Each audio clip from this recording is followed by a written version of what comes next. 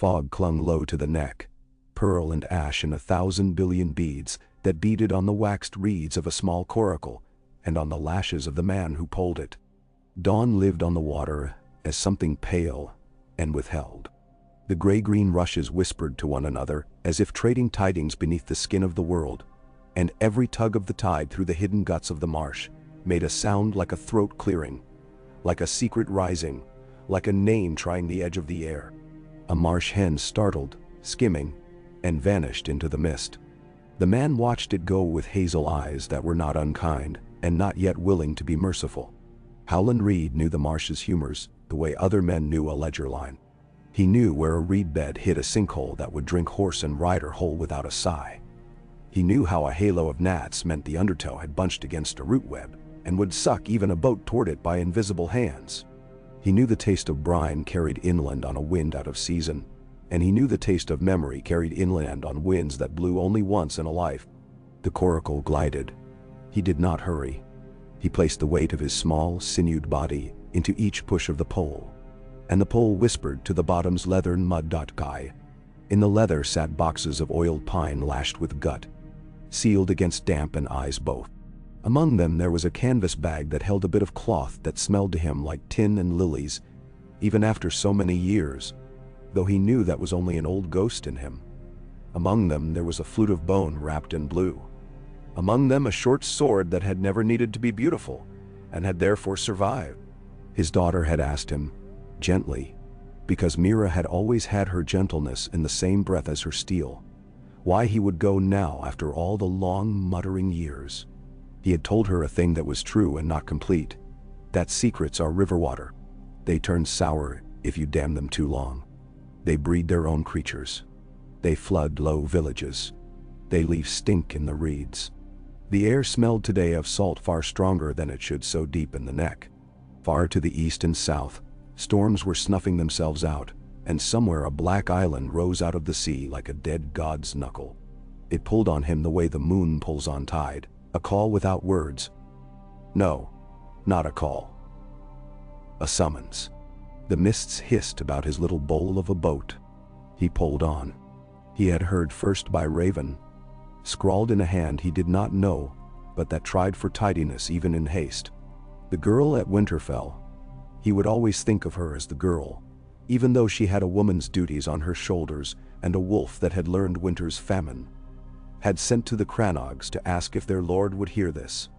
That the king in the north, who was no king and never wanted to be one, had gone south to speak to the dragon who had arrived on an ancient fortress made new by her footsteps. No king? He had smiled at that. The words were a swamp, and you walked them with a stick to find out where they would hold. Howland Reed had a knack for it other men mistook for magic. He did not believe in magic in the way men told it of, as fire that comes when called, or stones that sang answers. He believed in promises, which were a magic men did not understand, the kind that bound a life as tight as a tourniquet. He had held a promise in his hands heavy as a dying girl, and lighter than a feather borne on a draft. Promise me. A thin young man with grief like frost in him had brought the promise to him, and they had fed it to silence together. The pole struck something hard and rang, a clean chime beneath the brown. Reed tipped his wrist, felt along the bottom until the ring that was the old iron mooring under the mud, and made the loop. He tied the coracle by habit, twice around, fox loop to lock it, and let the little boat nose against the ground. It was no mooring he had ever shown a southerner. Greywater watch was not for them. Pride was a stone that drowned men. Howland Reed's pride wore the green of paddle fern and sat on the wet ground. He went ashore by 3 steps so practiced he could have done them blind. The hummocked bank, the soft lay where the ground belied itself, and looked sound but was young peat only, the solid root jut. He did not look back to the coracle. If a man followed him by his wake, the marsh would take him. If a man followed by his scent, the grass would give him a different tale. He moved inward, toward the low hall of woven willow and thatch that seemed grown, not made, out of the bend of a grove. 4 women were waiting beneath the doorway, shoulders drenched with dew. Mira was among them, her hair rope-braided back, the angles of her face deeper now, cut by hunger not for food, but for something to fit the shape of the ache inside. "You go?" she asked. "I go. Alone?" "I was born alone," he said, and then smiled the small smile that undid his own severity. "And learn better. But this I do alone. This is what I owe that cannot be shared." Mira's eyes did not plead. That was not their way. She stepped forward and touched his forearm with 3 fingers, a reed people's touch that said more than an embrace ever could. "Bring back nothing," she said, which meant, bring back no new death. "Bring back emptier hands," which meant leave the old weight where it belongs, finally. His son had gone a year ago and did not come back at all. Jojen had been river water too, which was another way of saying there are things even promises cannot change. Howland Reed had not wept where anyone could see it. He left when the midges rose and the frogs spoke. He moved by ways that were his alone. He reached the Boneway of the North, that was a stream you could pull your hull along, the little boat with its boxes. He ate the marsh's food, smoked bream and hard cakes of oat he had baked on a griddle stone yesterday. He slept 3 times with his back in rushes. It had the old feel of a boy's errand dressed up in a lord's duty, and he recognized that too, and did not let the thought make him slower or quicker. At White Harbor, the fog burned off and made the marble look like bone warmed in a giant's hand. The Manderleys had their declamations. They had their cooks. They had their banners stiff with fish fat and salt. A dockhand with tar under his nails and a missing front tooth took a look at Howland Reed's clothes and decided he would sell him rope that would last 3 years and call him Lord only once in every 10 words. It was a better welcome than most Southern courts had given him when he had been a boy, and the boy in him kept score.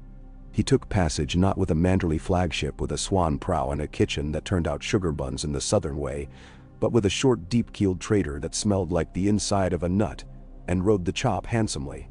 Its master was a woman with hair braided in long, neat coils like ropes on a cleat, and she gave him the price that was fair. He paid with a pouch of little greenish pearls, no bigger than the nail of his little finger. And she did not ask after them beyond a grunt that meant she thought him either a smuggler or a lord. He let her think both. 2 nights out a storm found them. The world became loud, which Howland Reed disliked. He disliked it, not because he feared it, though he was not so proud he pretended he did not, but because he preferred a world that told you what it was before it came upon you. This storm did not. It came with no perspective, only immediacy. Water went everywhere water could go. The boat rose and fell, and rose again under him like a creature trying to put him down. The masterwoman shouted and laughed with a laugh that had been turned by 1,000 waves, and therefore was not brave now, so much as inevitable.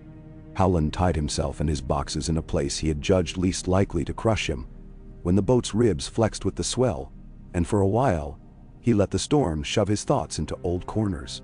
He thought of 7 men under a hard blue sky.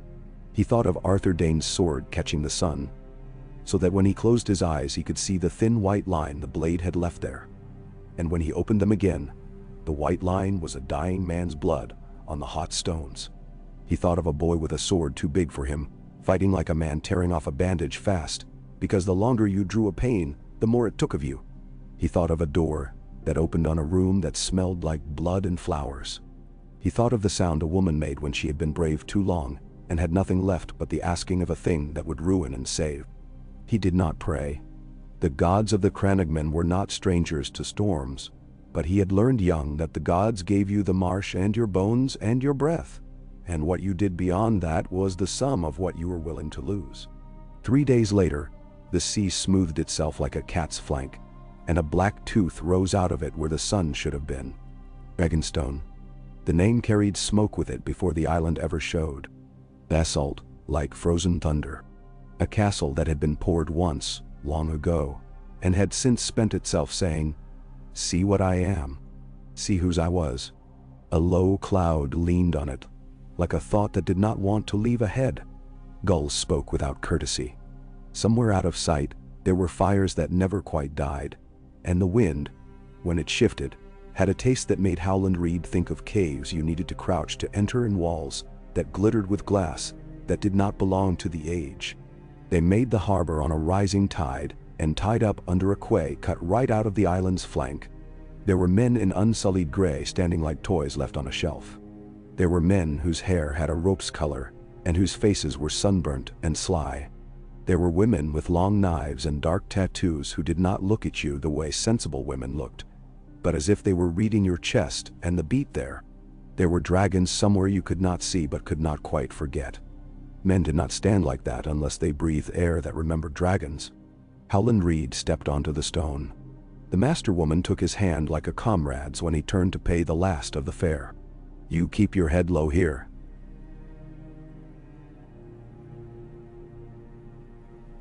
she advised him, not with fear, but with a candor that was a coin too.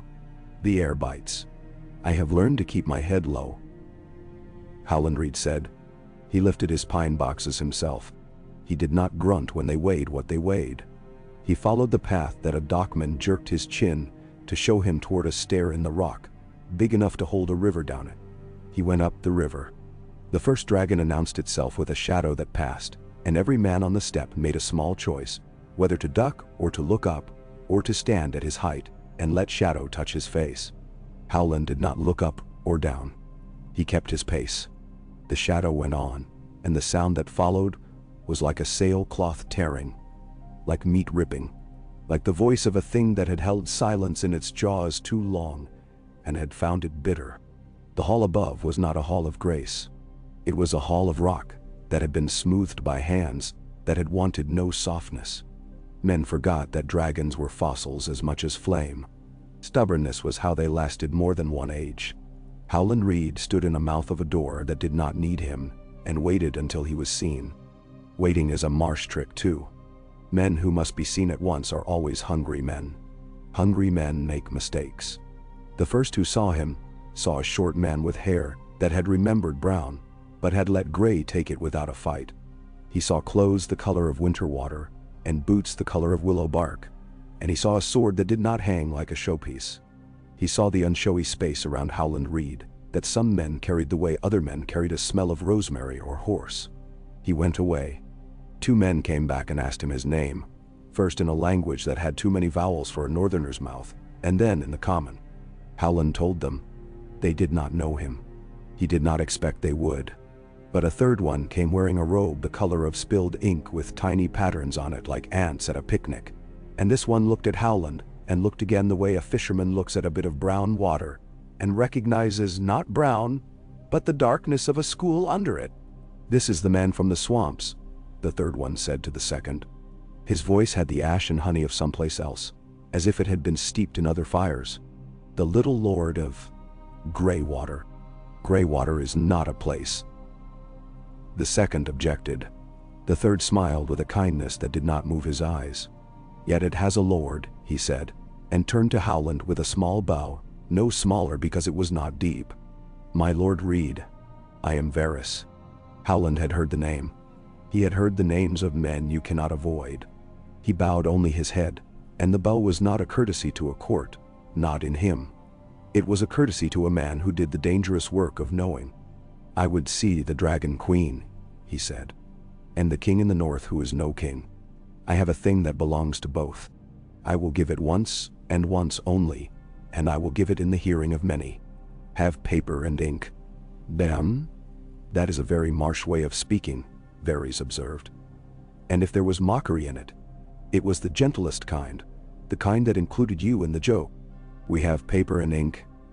We have a table carved into a map, if that would lend your words their proper weight." "A table is a table," Howland said, "but a map is the one thing no man owns." "2 dragons will disagree with you," Varys said, and his eyes went, without moving, toward the sky that was not visible from the mouth. They let him strip his weapons in a small room that had once been a storeroom for salt, and had the taste of it still. They wrote down the sword, and the reed knife, and the fingerbone flute, as if they would be able to tell one reed flute from another reed flute, if it came to a quarrel. They did not ask after the boxes. Men whose lives depend upon what other men do not notice, always notice what must not be asked about. He knew which room it would be by the way the corridor bent toward it. The seam in the rock underfoot ran like a river toward the wide doors carved into dragons' flanks. Men had made those doors mean a thing to frighten men. But the doors in truth were only the mouth of something that wanted you to see the truth, the way it wanted it told. A woman stood inside it, slight with a whip of strength in the spine, hair like sea salt, chased with silver and ash. Beside her, a man whose face wore weariness the way some men wore rings.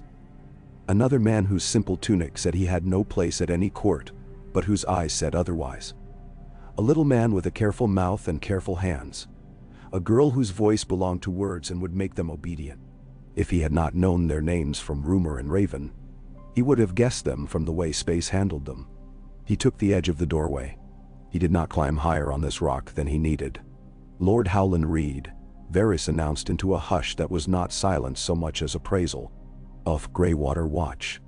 The little man leaned forward the way a knowing man leans, testing the table's grain under his palm, as if to take something from it that has nothing to do with wood. "The friend of Lord Eddard Stark," he said. "At last."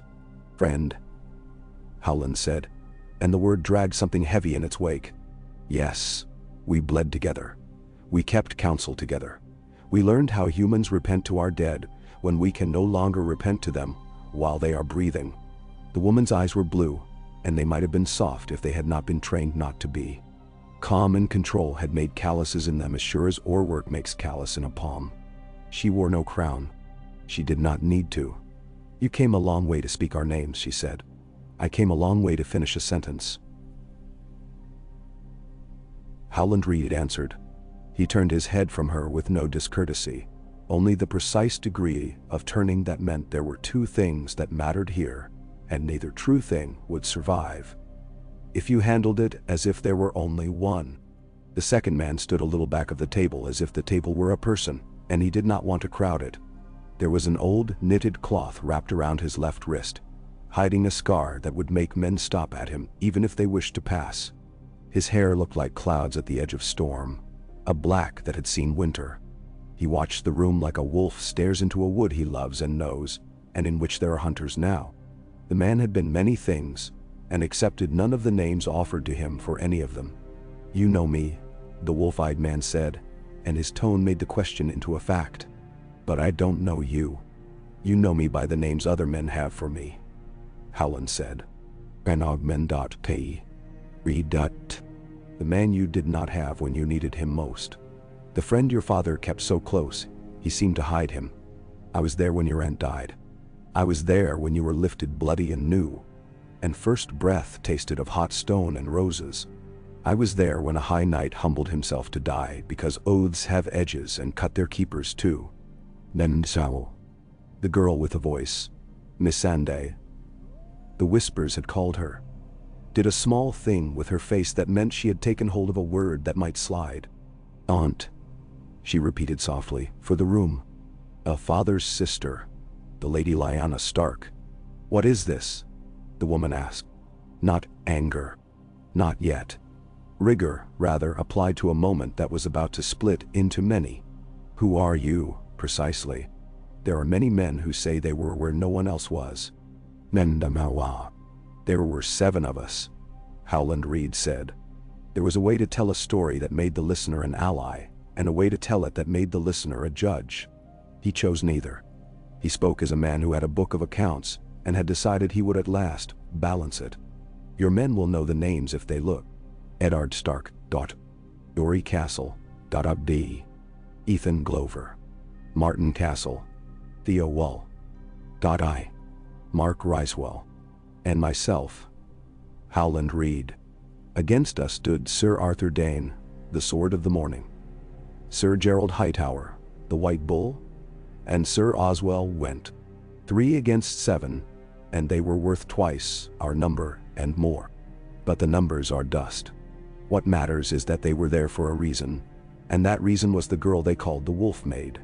They were there for her because she had a child, and the child was in that room. She named him, but that is not my telling to finish without ink. He flicked his gaze to Varys, who had paper ready. "Write as I speak, or fetch me a scribe who can. And send pages to those who will not trust your word, but will trust your pen, if you put it under 3 seals. "Main? What are you doing?" the little man asked. "You demand witnesses as if this were a court. I demand witnesses because this is not a court. Howland said. Courts invent their own truth. A hall full of people who do not love one another, who have come to be seen loving the same thing, might by accident hold a piece each of the whole. That is more than courts manage most days. The woman's mouth tightened. She did not like the loss of shape in a room, when someone she had not invited took its edges and shifted them. But she did a thing queens do when they have learned manners are also weapons. She nodded once to Varys, once to the girl with the voice. Let there be ink, she said, and send for my hand. Send for Sir Davos. Find the Red Woman. If there is a story coming into this room, I will have a flame to sit opposite it. Missandei's hand had flown already, recording without breathing heavy. Varys drifted and dispatched. The small man's eyes had settled into a long gaze that watched the angle of Howland Reed's shoulders, the bore of his voice, the way he kept his hands still. It was not suspicion, not the ordinary kind. It was a craftsman watching a different craft take shape.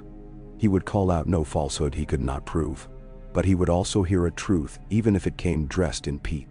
Sir Davos Seaworth's arrival you could smell before you could see him. Tar, cured fish, the seas, straight honesty. He came in with the walk of a man who had never unlearned a dex motion, and bowed to the woman who was queen without making a show of crawling. When his eyes cut to Howland, they did the thing an old sailor's eyes do when he recognizes the craft of weather, and of a different kind of weather in the set of a man's face. Lord, he said, and Howland inclined his head back as between equals in an unpleasant trade. These are strange times, Davos said to the little man. We may as well make them stranger by inviting truth to eat at our table while there's any bread left for it.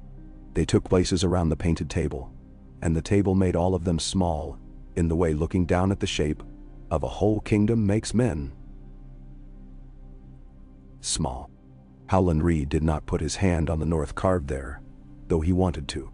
He put his boxes on the stone in front of him and untied first one, and then another as Varys returned with 2 more scribes and a tray of seals and wax. The first box held the cloth. He had folded around it a second cloth that had belonged to Mira when she had been smaller than an otter, and cried because a frog had died under her heel. He set that one aside with care. The inner cloth was the one that could send men to kill and to die even now. He unfolded it the way a man sets a dead thing down and teaches his hands not to hurry. It was not bright. It had been bright once. You could see it in the memory of the dye in the warp. It held a brown stain like a continent into which the world had once been folded. He did not offer it to them to touch, because there are things men must not desecrate by calling them proofs. He laid it where eyes could see it, and then laid the bone flute beside it, and the short sword after. The sword's hilt was marked in the way reeds mark things, with very small, very careful signs drawn with the back of a knife.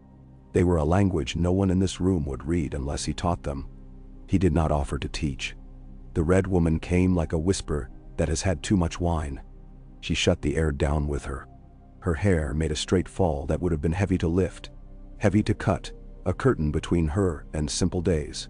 She took a place at the far end of the table, near where the painted land that was the Stormlands bent in toward the sea, and did not ask yet what she was to burn. Her eyes, when they lighted on Howland Reed, did a thing like recognition and the opposite of it. We will hear him, the Queen said. Her voice did not shake. Howland Reed had to give her that, and kept it to himself, because it was not a thing to count aloud. He told it. He did not tell it the way a singer would, not in breath, not in ornament. He told it the way a man tells a path to a lost child whose legs are already cut. He said the names of the men who had stood opposite them, and for each name he gave a plain sentence that would allow even the dead to recognize themselves and take no offense. He said the piece of sky and the angle of the mountain that had stood to their shoulders. He said the color of the lice in Ethan Glover's beard, because Ethan had been ashamed of them, and Howland had told him then there were worse shames than the ones that come to a man because he was hungry and slept on stone. He said the way Sir Gerald had looked at Eddard Stark, and had held his chin, the old man, and had seemed as if he would bow, but did not because there were things not even a knight's age could undo. He told of the first blood, and the second, and the third. He did not say who killed Arthur Dane because he knew there were men who would turn that into an argument in a tavern, and this was not for taverns. He said only that the morning star dimmed. He said that the stone around them drank more than any of them had felt safe to have in it. He told the door. He did not speak of roses. He did not need to. The room on Dragonstone smelled of salt and the black mineral of the island, but for a moment, each of them smelled an absence. A ghost of sweetness gone cloy. The Red Woman closed her eyes. She saw things when other people smelled them. Howland recognized the tilt of her face as belonging to those who made meaning out of senses other men did not think to trust. She was young, he said. And the way he said it had no pity for the youngness. She was not a flower. She was a girl who had been at war in her body while men made war outside it. She had been brave too long. Her hair was stuck to her forehead. She said a thing to Eddard that was not my business to hear but that I heard, because her voice was not strong enough to control where it went. She named the child. She did not name the father then. She had named him with her body long before. The Kingsguard had guarded not a scandal, but a charge. Then, the little man's fingers had gone still on the edge of the table. The Queen's shoulders had come forward a fraction, enough to betray that she had forgotten to keep herself back. The wolf-eyed man had arrested all motion, even the small twitch men keeping their wrists. Davos breathed. The Red Woman did not. Names, the Queen said at last. Not with hunger, but with hunger's twin, need. You speak like the gods of the river. You say water, you say current. You do not say which stream. Give me the river's name. Then Tor. Howland Reed did not make himself dramatic. He did not look about to take hostage of their attention. He simply said the thing. Your brother, he said to her, not to the room but to Daenerys, took a second wife without setting aside the first to the law's satisfaction. Or perhaps he did, and my ears did not deserve to hear the tidings. I do not pretend to gossip greater than those who sat high on chairs in that day. But whatever the law in the city of spires and scrolls held, there in the far place of rock and sun, he called her wife with lips that had always known song and not often known truth. He did that, and she accepted, and then she gave her life to give him a son. The boy she delivered and gave to her brother's old friend to raise in the snow is the man at this table called Jon Snow. He was not born a Snow. He was born the son of Rhaegar Targaryen and Lyanna Stark. Dansiu. The sound that came then was not one sound. It was many small sounds all at once, like rain beginning, like men remembering to breathe or forgetting. Someone laughed once, not to mock, but because there are noises bodies must make to destroy the shape of the moment, threatening to be too large for them. Davos had made it. He put a hand over his mouth as if the hand could haul the sound back in again and drown it. The little man let out a breath he had not known he had been shaping. Varys did nothing at all that one could see, which in him was news. Missandei's pen recorded without trembling, because she had let her hands be separate from her heart a long time ago. The Queen. The Queen closed her eyes not to hide, but to hold still a world that had just tried to unseat its rider. Jon Snow did not make any sound. He had been schooled by Winters. He could hold silence without it making a puddle under him. How do you know? He asked at last. And though the words were nothing the room had never heard before, men asked that any time you spoke a necessary thing, the way he asked it had a taste. It tasted of a man who would not have had this if he could have chosen it, who had been handing things back to the world his whole life, and had found that some things tossed back came to land in his arms anyway. It tasted of a boy whose mother's face he did not know, and whose father's notched shadow he had chased alongside another boy through a yard, and could not catch. Howland Reed reached for the inner canvas bag, and took out a small thing wrapped in oilskin. He put it on the stone, and unfolded its layers, the way a man might undress a child asleep. Inside lay a ring of plain metal that had once shone like poured morning, and lay now dulled to pewter by years, and the oils of other things, a single small gem set into it like a frozen tear. No dragon's head, no swords of a king, nothing shouting lineage. The thing's lineage shouted for itself if you knew the language of old, simple, true work. Ned Stark gave this to me, Howland said, He took it off of Lyanna's finger because the dead do not need our symbols, and we who live needed to be reminded why we did what we did. He said to keep it. He said one day perhaps it would be needed to make a clean cut instead of more bleeding. Memnon. Davos leaned without leaning. You could have made that, he said mildly, because he had learned that asking the hard thing in a kind tone makes the hard thing answer itself. Men make counterfeit coins, counterfeit seals. I know a man can get a ring made in the shape of something you describe. I could, Howland agreed. It came without heat. I know men who can work silver with their eyes shut and make 7 different moons out of the last sliver of a spoon. But I could not make this ring smell the way it smells when it has sat next to a woman's skin for months while she tries to live and fails at it. You are welcome to smell it, Sir Davos. Your nose can be counterfeited less easily than your eyes.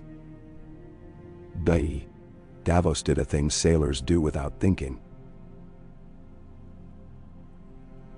He obeyed the sense in the mouth of a man who spoke like wind over a reef. He reached and took the ring and held it near his face without putting it to his nose like a dog. He merely breathed near it and let breath tell him. His eyes changed.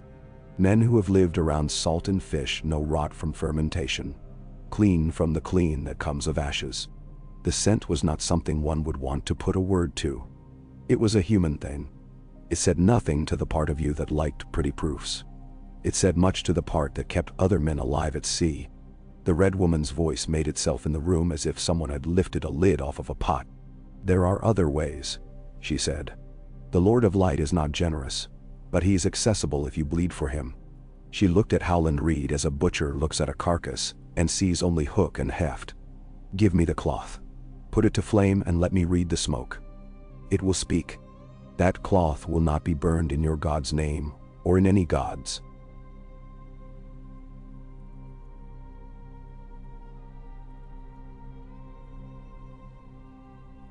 Howland said, with a gentleness that had something sharp under it. If the gods needed a woman's blood to find their way to a truth, they ought to have had already. They are small gods and not worth the wood they burn. The queen made a small motion with her fingers, irritation flaring through grief. You will not bait my servant in my hall, she said. I do not bait, Howland said. I say plain things.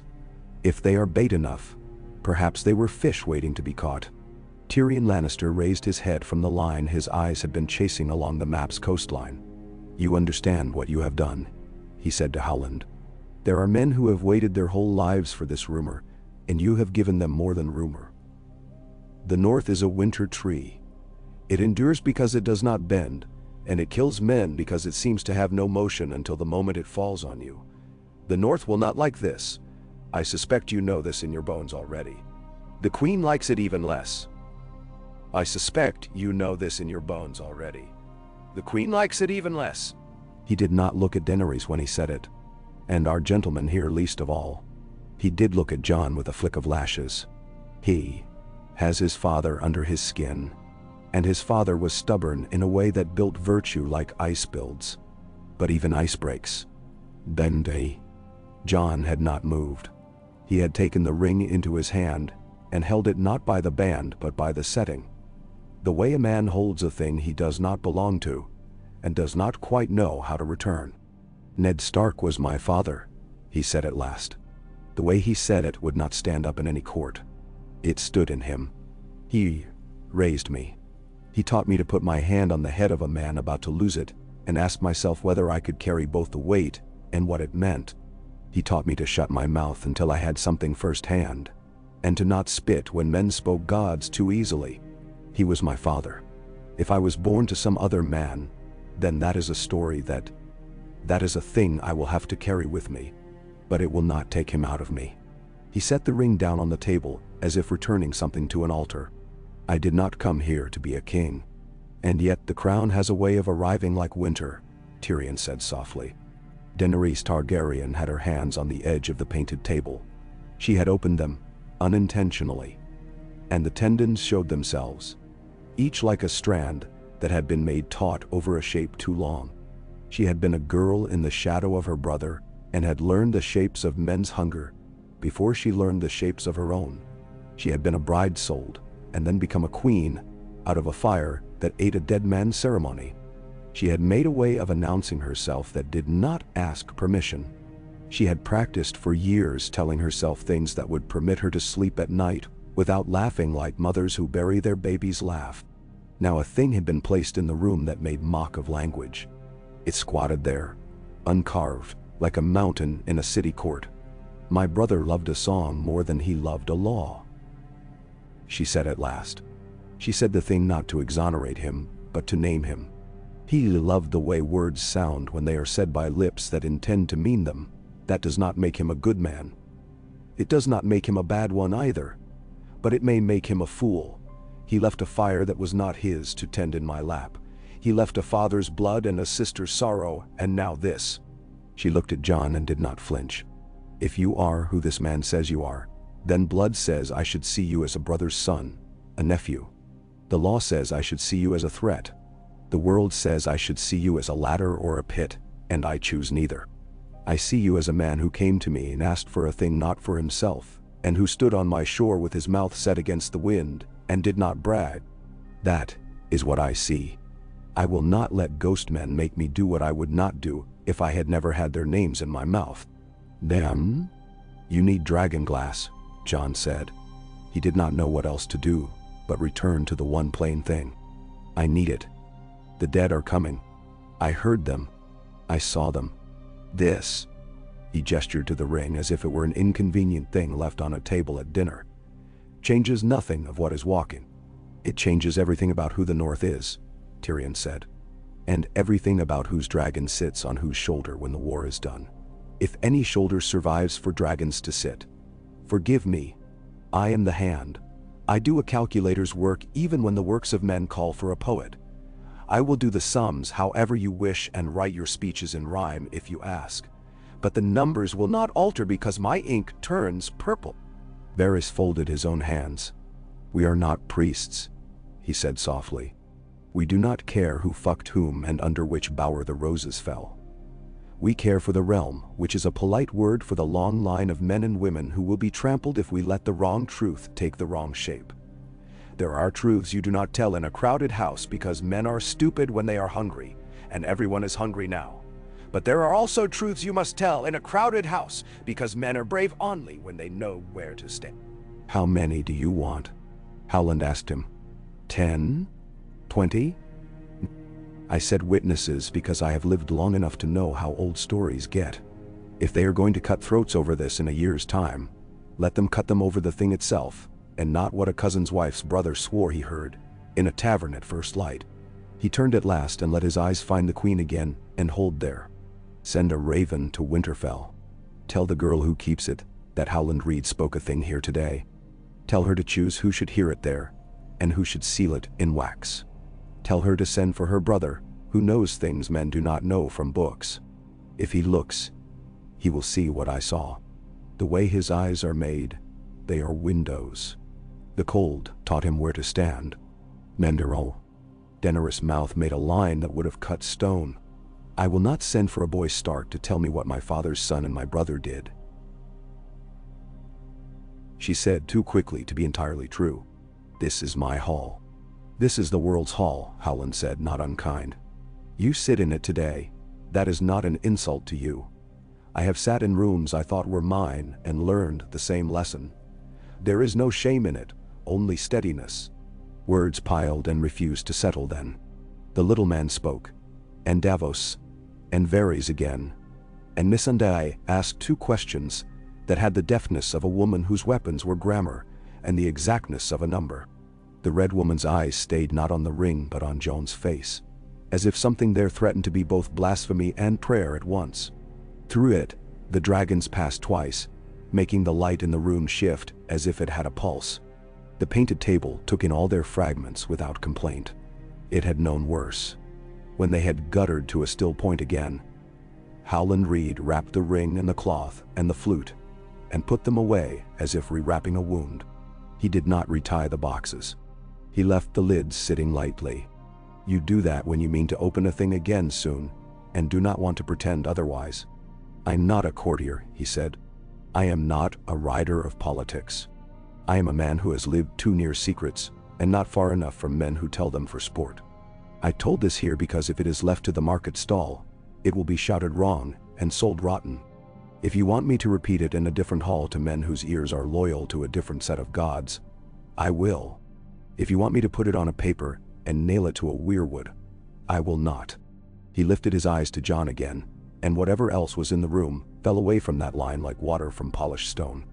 "I'm sorry," he said. "You did not ask for this, and there is no debtor's prison that can take it from you." Jon's face did not alter in any way that would satisfy a painter. But that was because the change occurred deeper than muscle. It rearranged a man in a place where no one in this room would ever be allowed. He had lived a long time as a wound that never suppurated and never closed. There is a quiet that births itself out of such lives. It is not peace. It is endurance that has carved itself into grace. "I will need to write to Winterfell," he said, as if all the time between that moment and the one in which a quill would bite parchment were a level road. It was not a level road. He did not care. He looked to Missandei the way men look to the woman who knows where the paper is kept and how to stop a bottle's mouth with wax. "My sister will want to hear this from me. My brother." "Your cousin," Tyrion said gently. "My brother," Jon repeated. And the stubbornness was not childish. "He sees things in the trees. He will tell me what the trees think of your story." He looked at Howland again. He may already have seen it. Howland Reed's mouth tugged at the corner. "He has a gift," he said. "But he will not be believed for the gift alone. The world likes witnesses more when they bleed a little. I have bled enough that they will call it respectable." He paused. "I will go north again when this is done." "You came all this way to say one thing and leave?"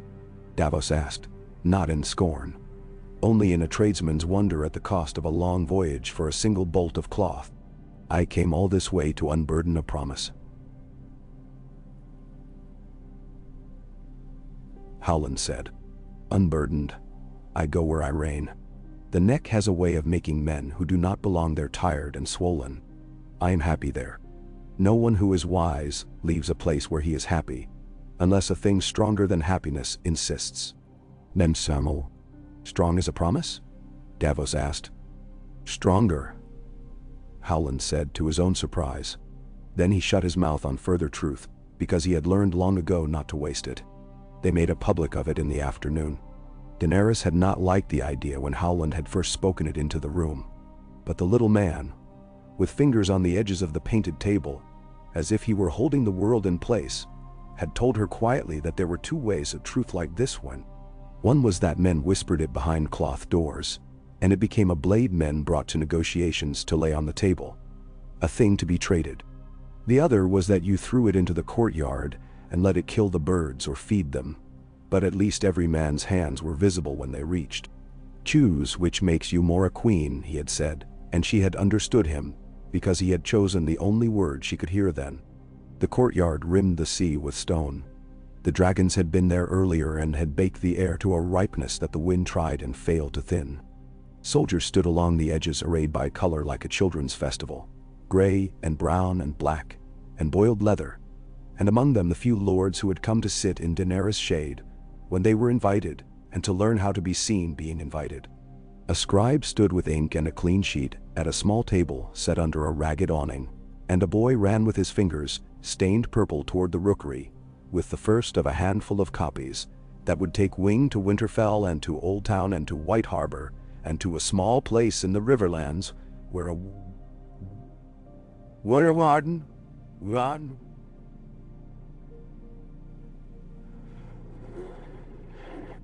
Howland Reed did not mount a stone or look for a dais. He stood on the flat ground as if he were going to teach a child to throw a spear properly. He spoke the thing once, no more, in a voice that carried because men quieted for it. He did not make them quiet by gesture, not by the wideness of the white of the eye, or by a call to gods. He made them quiet by the simple, steady admission that his next words would change things they had grown accustomed to. Men do not know when they are hungry until a loaf is set under their noses. It is a human tragedy. It is also a mercy. Howland Reed set down a loaf. "The king in the north," he said, and did not look at Jon when he said it because naming a man before men is an insult. "If you look at him and make him complicit. Was born of the blood of dragons and the blood of wolves. I held him when he breathed his first. I saw his mother die. I will say it anywhere you like, and let any who were there and have breath to contradict me stand up and do it. And if they can name their names, I will listen to them after I have named the names of the ones who fell there. He did name them then, the knights and the Stark men, and the names went up like a column of smoke you could see from a mile off. The kind that makes a man ask whether he will go toward the fire or turn away from it. His mother's brother raised him like a son. You may argue law until your tongues dry and fall out of your heads. You may make what song you like. This is the thing that happened. Do what you will with it. But do not pretend things are not what they are, because songs have prettier words. Mensau. He stopped. He let the quiet come. It came and spread like oil. Slow and inevitable. Men looked at one another. Men looked down. The queen stood with her eyes not on Jon Snow, and not on the sea beyond him, but on a place above and between, where a woman will let herself look when she wishes to keep her face straight. Davos looked at his hands as if they had the power to save him from what they had always done. Picked up rope, let it down, got nicked, bled, healed, scarred, gone on. Tyrion stood a step behind the queen, and behind the queen's shadow. Varys watched the crowd the way a mother watches a house full of children she knows too well, looking for the fight before the cry. A shout went up at last because there is always a shout. It was not a cheer or a curse. It was a bargain. The kind men strike with themselves so they can sleep that night. Dragon glass, a man bellowed. Bless him for being simple and urgently alive. If the king's a king or a prince or a bastard, he'll still mind the fucking glass. Give us shovels. Laughter blew over the crowd like sea wind, and did the crowd the good that laughter does after a death in a house. Men jostled. They found their feet and their places. A murmur started that had the sound of practical things in it. How to be fed. Who would hold their horse. Whether the forge would take on an apprentice next fortnight. Tyrion let the change in the air show him his next steps, because that was the secret of survival. You let the world tell you which way it moved, and then you were found there first. He slipped away to speak with a master of quarries. Jon stood without moving. He had the look of a man on whom someone had poured a pail of very cold water. There are two human reactions to that. One is to breathe and curse and leap about. The other is to stand still and let the cold find its depth before you make any motion at all. Jon had always been the second kind of man. Daenerys watched him do it and learned something she had not known to look for. And if the lesson made a new room for an unfamiliar warmth in her chest, she did not acknowledge it as anything but coincidence. She had a longevity of duty to attend to. When the crowd began to sluice itself away along the stairs and corridors, and toward the boats that served the mines and the bellows, Davos approached Howland. He had the awkwardness of a man who owes thanks and does not quite wish to give it, because the thing he is thanking you for has ruined several simple arrangements he had been pleased with. "I'll have my men see you fed," he said. "You look like the kind of man who eats fish whether he is fed it or not, but we'll make sure you have something that remembers a cow. Fish is better than cow for keeping a boat floating." Howland answered, which was a marsh way of saying, "Yes, thank you." He kept his gaze on Jon a moment more. Jon felt it and came to him. Not because he wished to talk, but because men like Jon do not hide from the men who brought them unpalatable gifts. "You knew my father," Jon said. "Eddard Stark was better at being a father than at being a lord," Howland said. "He did the second because the first required it. If the gods are good, and they sometimes are when they realize that I've forgotten how long mortals have to bear a thing, they put him somewhere where he does not feel any of this." "I don't know if the gods are good," Jon said softly. "I know some men are." He hesitated, which was not in him as a posture. It was a reality. "I don't know what to do with this." "You do what you were going to do an hour ago," Howland said. "You dig up black glass and hammer it into shapes and put it in the hands of men you trust not to stab you with it when your back is turned and the dead have been turned away. Then you go north again because that is where you reign. And you send a raven to your sister and you tell her the thing, and she will do what women like her do. She will fit the news to the size of the house and make the house stand upright anyway. She will fit the news to the size of the house and make the house stand upright. She'll be angry, Jon said with a small, involuntary flick of his mouth. I would not love her if she were not, Howland said, surprising himself with the ease of the word. Love sits down in a man unannounced sometimes. It has done its unpacking before you realize it means to stay. Dusk came on Dragonstone like a purple thumb pressing down. The black coop of the sky gathered the gulls back into it, one by one. Fires lifted in the miners' camp. Small as coins, countless. Men bent over Dragon's glass to teach it to be spears. The dragons returned to the high crags and muttered to one another in voices like bellows finding a throat. In the queen's chamber, candle flames did their little brave work of pretending to move the darkness back. Daenerys sat with her hands quiet in her lap and let Tyrion do the thing where he spoke for 10 minutes without quite arriving at the point, and then said the one sentence he had meant to say all along. You can marry him, he said, and there it was. Like a rock rolled across a cave mouth. She did not react for 3 heartbeats, which was how long it takes for a woman's body to gather to itself the weapons she will or will not deploy. Then she did react in the one way Tyrion both expected and was ready for. Do not make me into one of those women,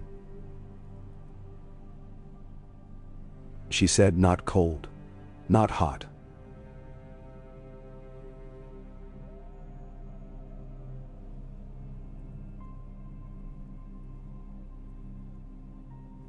Then simply exactly as if she were crossing a line in the sand and wanted him to know which line it was. Do not make me into a story told by men who do not understand women to begin with. Forgive me, Tyrion said, and he sounded like he meant it. It is only that the room changed shape all at once today, and I keep tripping over the furniture that was not there this morning. I am trying to see where the shadows fall now, and whether we can light them up with a single torch. We will light them with many, Daenerys said. She looked down at her hands and was surprised that they were not trembling. That would come later, when she went to bed or did not. I do not yet know what I will do with him. There is a way I know myself that has no room for a man who stands like that beside me. There is a way I know the world that says he would be a mercy at my side and a plague at my back. I do not yet know. Until I know, I will not say anything with my mouth. My heart will have to contest later. Messenger. That is more honesty than most kings allow themselves, Tyrion said. Tenderness in it for the first time without any weapon under it. If you permit me to advise still, your grace, act as though this never happened, in the one way that matters now. Let the mines be opened. Let the North's men be fed. Let the ravens fly. If you wish to be a queen more than a story, keep your hands on today. Tomorrow will sheriff itself. She almost smiled. You make metaphors as if they will defend walls, she said, and then did smile when he had the grace to laugh at his own habit. That night Jon did not go to the guest room that had once held a prince who had died for a king who had died for a city that had died for a lie. He went to the balcony that crouched over the sea and let his body remember what air does when it has been made to bear the salt for too many days. He put his hands on the cold stone and let it be cold. There was a sound, not the sound of a man, behind him. And when he turned, there was a dragon sitting with its head cocked the way a hound cocks it when he hears a tone he remembers from when he was a pup. Its eyes had vertical slits and the patience of rocky things. It breathed, and the breath cut the world in half for an instant. Jon did not move. He was not brave so much as consistent. The dragon leaned closer and tasted his hair with air that had been recently inside a forge. Jon closed his eyes then, not from fear, but because there are moments when you give a thing your sight as a sort of courtesy. He opened them, and the dragon had gone. He could not have said whether he had lived 5 breaths or 50 in that span. He went down then, not to sleep, but to write. The girl with the voice found him ink, though it was nearly midnight, and a candle that did not gutter in the draught the sea brought up through places in the stone men had forgotten existed. He wrote like a man who had only ever written the truth, and therefore now found it a particularly impossible instrument to hold. Dear Sansa, he put, because it was the easiest lie to start with. He tried again. Sansa Tori, and then, Sister Tori. At last he surrendered to the only way the word would come and wrote, "I am told a thing I do not know what to do with." He told her the story with fewer flourishes than a child uses in a letter, begging for a kinder lesson tomorrow. He told her he would send the cloth if he must but would rather not, because to him it had the feel of a grave clothes. He told her the ring looked like something that had meant a great deal to a woman once, and that he wished he was the sort of man who could hold it without feeling as if he were stealing from a dead hand. He told her he would not let this turn him from the thing he had put his feet to. He told her he had looked at the queen, and he had not known yet whether he mistrusted her or admired her, and that this ignorance annoyed him. He told her he loved her. He folded the letter. The seal wrote on it like a rounded-backed beetle, black in the candlelight. When he had sent the raven, he went to the cavern where the dragon glass glimmered in the torchlight like a forest of night. The sound in there was the sound of picks, ringing like bells. Men stood stripped to the waist, their backs shining, their mouths open to take air. He stood among them a moment and felt something ease in him. There is a relief in honest work that no revelation can take away. It is why men love fields and hammers, even when those fields and those hammers have killed their fathers. He took one of the smaller picks from a stack and swung it twice into a seam, because there is another relief in putting your body into a thing until your head shuts up. When rock gave, it was not to his arm. It was to the accumulation of 50 men's work and the cleverness of a dwarf's chalk marks on the walls. He still felt it in his bones. Howland Reed watched him from the shadows like a marsh creature looks at a stag at the waterline, not from fear, not from stalking, only from an old automatic caution that had been bred by soft ground. He did not step forward. He had said what he had come to say. The words were not a tool a man should pester after, once they were in the world. He turned away and made himself a bed on a bench in a room where the stones still smelled faintly of fish, because men had stored nets there. He slept not like a man at peace, and not like a man tormented. He slept like a man tired in a way bones are tired. By morning ravens were lifting off, one toward Winterfell, one toward Old Town at the Red Woman's silent insistence that the Citadel would do what it always did. Comment in footnotes and then tell you where to find the folio you needed. A third broke toward the Riverlands, because there was a woman called Caitlin once, who had taught the world that what the Riverlands heard they would pass along in the seam, between a soup and a seam, between a soup and a seamstress's hem, with the same efficiency either way. Sails moved like little stitches on the water. The mind's mouth sang. The Queen's counselors moved like thoughts between rooms. In the afternoon, a boy from the rookery came running into the painted table room, with a scandalized face and a scrap of parchment in his hand. Missandei took it and read, and did not change her expression, because that gesture was for other people's comfort. She gave it to Varys, and a small hush fell as real as any prayer at a sept that has known grief. Winterfell answers quickly, Varys said. The Lady of Winterfell acknowledges receipt. She says, your word is more to me than any ghost's. Return alive, or I will make them all pay for a thing they can never repay. She adds a postscript in a different hand that says, there was a tower. I have seen it with eyes that do not close when I tell them to. He is not lying. He is not lying in the way we wish he was. Daenerys took the note herself then. She turned it over as if she could make the ink bleed through and tell her another story than the one it told. She set it down. So the trees give their testimony. Good. She lifted her gaze to Jon and held it there a long time. We will not speak of this in the yard again, she said. We will mine. You will take what you need. When the dead are dead twice over, we will take this to the place where such things go. And where is that? Jon asked, and nothing like humor moved. The place that hurts no matter how soft you make the chair, Daenerys said. The place where men weigh what they believe against what is true, and discover they are not even cousins. She shrugged one shoulder. A throne, perhaps. He did not nod. He did not shrug. He stood as if he were receiving the edge of winter on his cheek from the north door. I do not want your throne, he said. That is what makes you dangerous, Tyrion said almost lovingly. Men who do not want chairs are the ones the chairs go following around like hounds. They took a day and a day and another day. The work under the island became a drumbeat that made sleep a thing you had to fight for. Men ate soup at odd hours, salt and a little onion and sometimes a scrap of chicken if a man up the hill had been careless with his birds. The dragons went and came and went, restless as thoughts in the mind of a man about to do something irrevocable. The queen sent ships out to look for a fleet that had been her ally, and might yet be, if it was still afloat. The Red Woman went up to the high terrace toward the orient mornings and stood there, as if the sun were something that needed to be disciplined. John wrote another letter, this time to the man he knew only as Sam, and asked a question about marriage that meant nothing to him except as a word he had heard men use to anchor a claim.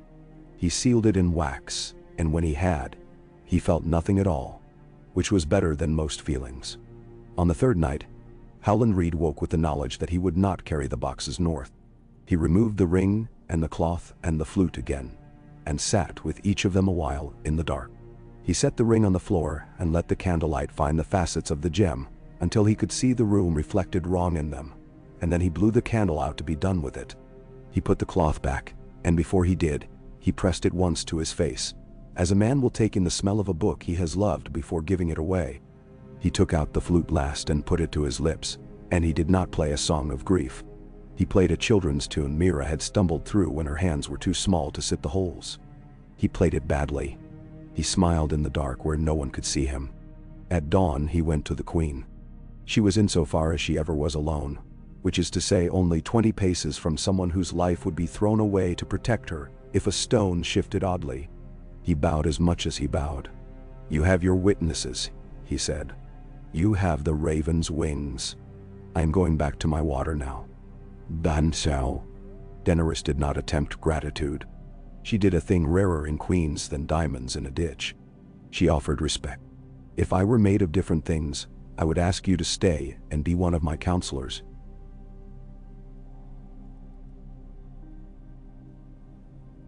She said, "It would be a poor use of you, but I have made worse uses of men. I have set some of them on fire." "Do not set this one on fire," Howland advised. "He burns well, but it would leave you cold." She considered him, which was itself an honor because she did not waste that work on many. "He looks at me like a man who disapproves of all the gods, and yet thinks I might be one," she said. "I do not like being made into a god in any man's head, even to be worshipped. It is a weapon always turned on the worshipper." She let her attention go to the window, where the day had the color of old bruise. "There is something in him that is like the things in runes I loved and could not have." "Then let that thing be," Howland said. "If you touch it the wrong way, you will break it, and then tell yourself you did not mean to. Better to let it continue breathing on its own." "Nenabdersak." "How old are you?" she asked him, amused without contempt. He told her, and she smiled the first true, light smile he had seen in her face. "I would like to be older, just long enough to be allowed to say things like that, and have men nod and call me wise," she said. "No one calls me wise. They call me a breaker of chains, a mother of dragons, a girl with pretensions. Never wise. Wisdom is a marsh." Howland said, "You sink if you stand still. You drown if you run. You get where you mean to go if you know the ground and keep your pole in your hands. If they will not call you wise, call yourself steady and be content." "Then I will not be content."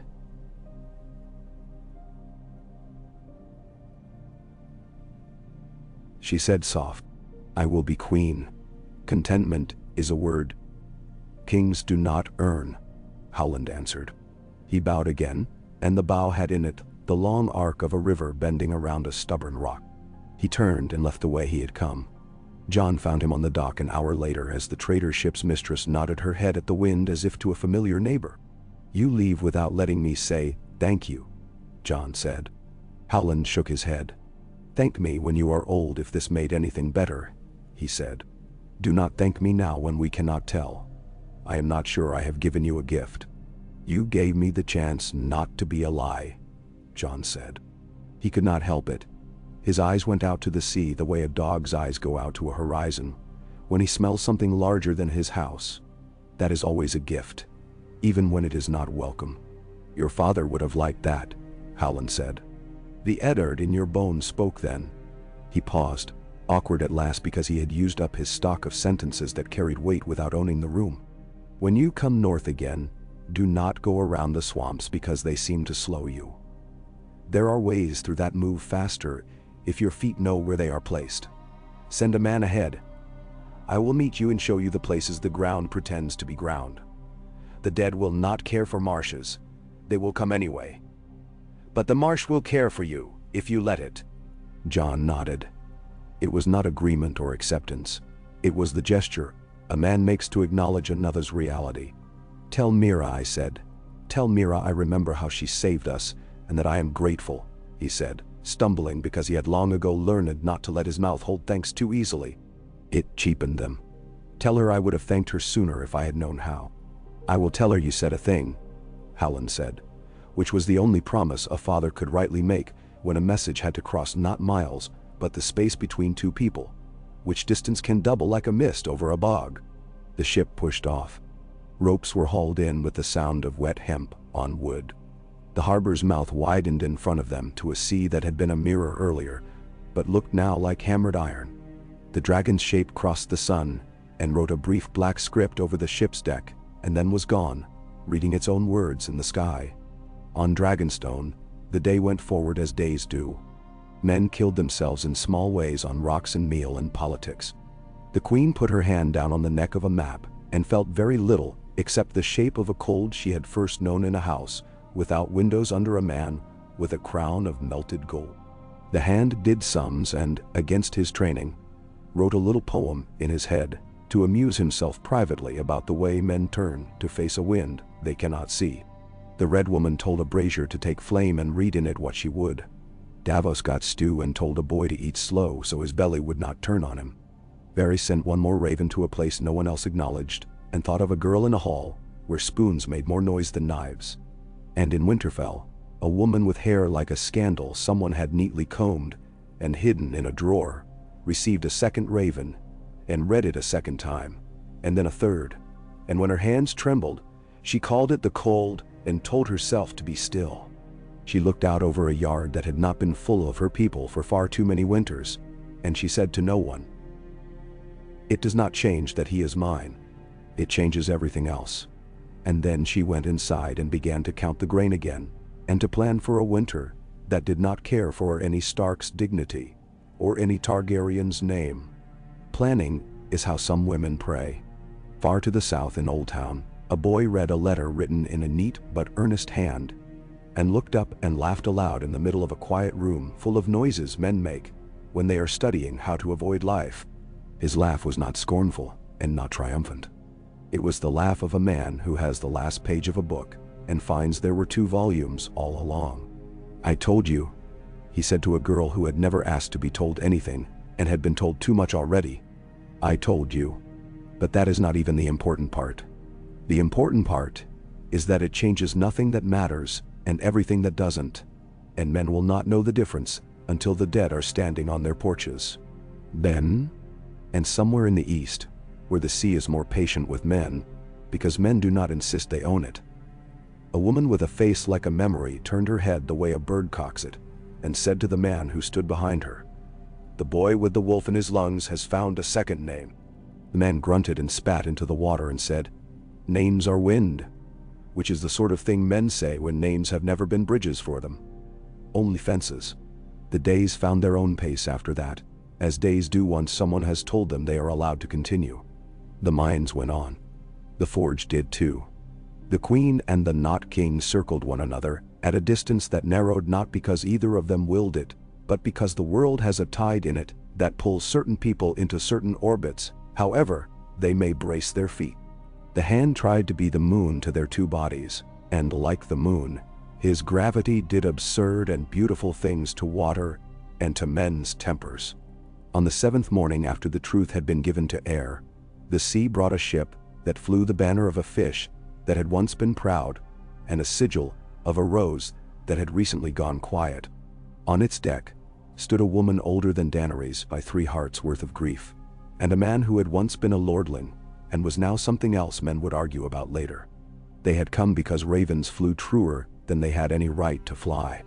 They had come because there is an urge in humans, almost a perverse one, to be standing in the room where a new tale is telling itself, even if we know it will demand of us something we will not want to pay.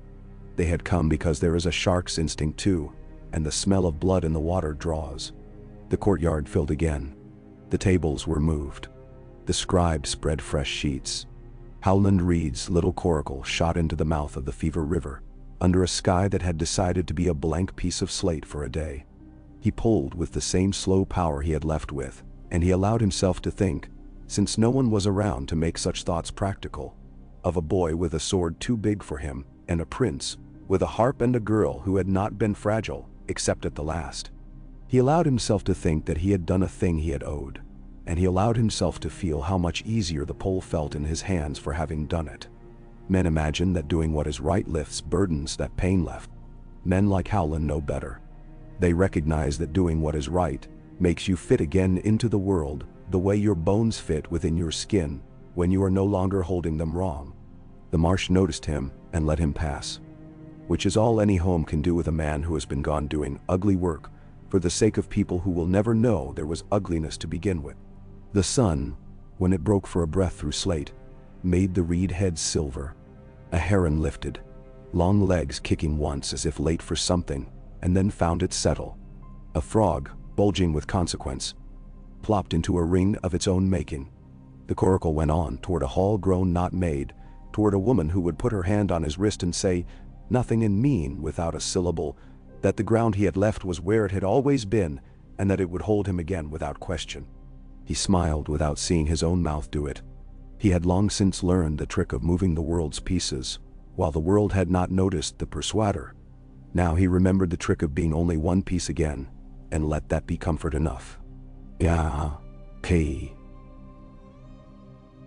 The ship that had brought a rose into Dragonstone's shadow lay off the quay like an ornament pinned to a plain dress. Its oars had gone in like teeth, and now it floated with an old lady's serene arrogance, confident the tide would arrange itself around her. The men at the pier craned to see who would step down the gangplank and were disappointed to find it was not a dragon wearing a woman's face, but only a woman with a cane and a mouth that had learned to draw blood. Her gown was mourning that had grown weary of itself, and decided to be comfortable. The cane clicked. The banner at her stern was the Reach's flower without perfume, all lines and pedigree. Behind her came a little knot of men whose faces told as many histories as their sigils. One of them with a river's pale under the eyes. Another with the padded shoulders of a man who sleeps on a ship more easily than in a bed. The woman nodded at everything, as if it were behaving itself, and therefore had no need to be rebuked. Her chin made a small, decisive notch as it took the castle's measure. Onyx made into a thought. She observed to the man at her elbow. I suppose one could grow fond of it if one were trapped here long enough. Sir Davos greeted her as if she were a storm he had met before. My lady, someone taught you to bow without fawning.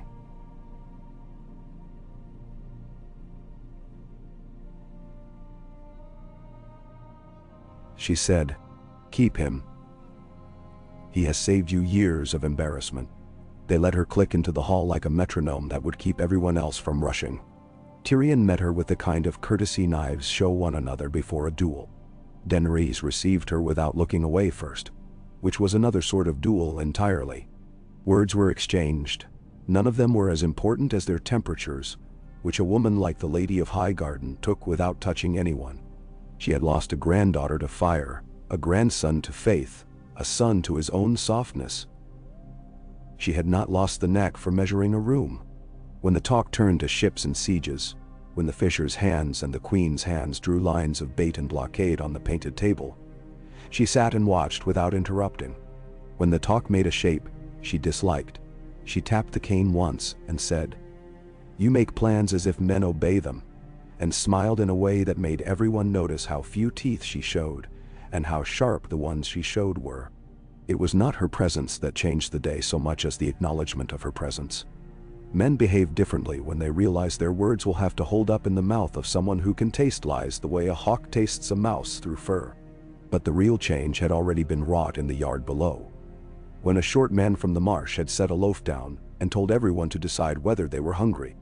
Winterfell's reply had come with the briskness of a house that uses time well, because snow teaches it the cost of idle moments. In Sansa's hand there had been a neat severity, ink that did not blot, letters that did not fawn. Jon read her words twice, and then a third time, and found in each reading the careful stealing she had done before she set quill to paper. "You are my brother," she had written without preface, and it made the next lines bearable. Then in her sense there had come the steel. "I will hear what must be heard by those who followed you for the man you are, and not the blood you had no say over. I will not let our house be knocked off its feet by a name, however heavy the name is. Send me what you wish me to have. I will guard it or display it as suits the work before us." Below that, the hand had changed. Cleaner, oddly weightless, as if the letters had been written by a wrist without muscle, and yet guided by a spine no boy's wrist had ever carried. "There was a tower," wrote Bran in his new, unadorned voice. Each word like a stone set in a line. Father found her there. The sun was low on the stones. The air was hot. She bled and the bed was sodden.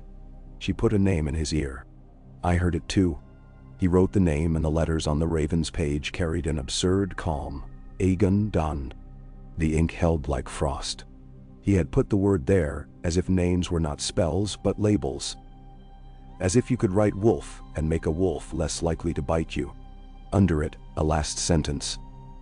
Naked of comfort, I am telling you because it is true. Jon had sat with that for a long while after the maester's seal was broken, and the broken wax lay in crumbs near his thumb. He turned the letter over once and then left it lying face down, as if it were a polite corpse he must set thoughtfully aside before the living work of the day took hold. The mind spoke. The island rasped. The Queen's council braided itself from salt and iron, and the new trouble that had been set among them like a child, who might be a prince or an orphan depending upon which book you opened. Jon went back down into the lightless chambers where the stone held night even in noon. The air there was cool and smelled of lawless earth. A relief after the busy aromas of men, sweat and soup and miniatures of ambition. He ran his hand once along a seam where obsidian showed as a blacker stripe in the black. A miner next to him glanced, recognized him, and did him the courtesy of not acknowledging it. 2 strikes later, the seam surrendered a long, thin shard with an edge like regret. A boy at the baskets lifted it with a reverence that made Jon want to be sick and to laugh in the same breath. He remembered the first time he had been handed a sword at Winterfell, remembered the pull of it, as if the world had been trying to keep it in the scabbard, remembered how he had thought himself changed by it, and then discovered the change was only work. Above that dark, on rock where wind had its way, Daenerys walked alone with her dragon's shadows across her shoulders. The creatures were already restive with a restlessness that made men dangerous and monsters worse. Drogon's head went up, and the frilled edges of his jaw opened like a book. The sound he made ate the sound of the sea, and returned it taller. She put her hand on his snout without ceremony and without drama, and for a brief moment her 2 selves, the woman who had been sold to a horse lord like a bolt of cloth, and the woman who had walked into fire and come out with 3 names, met each other and forgave each other for not being enough.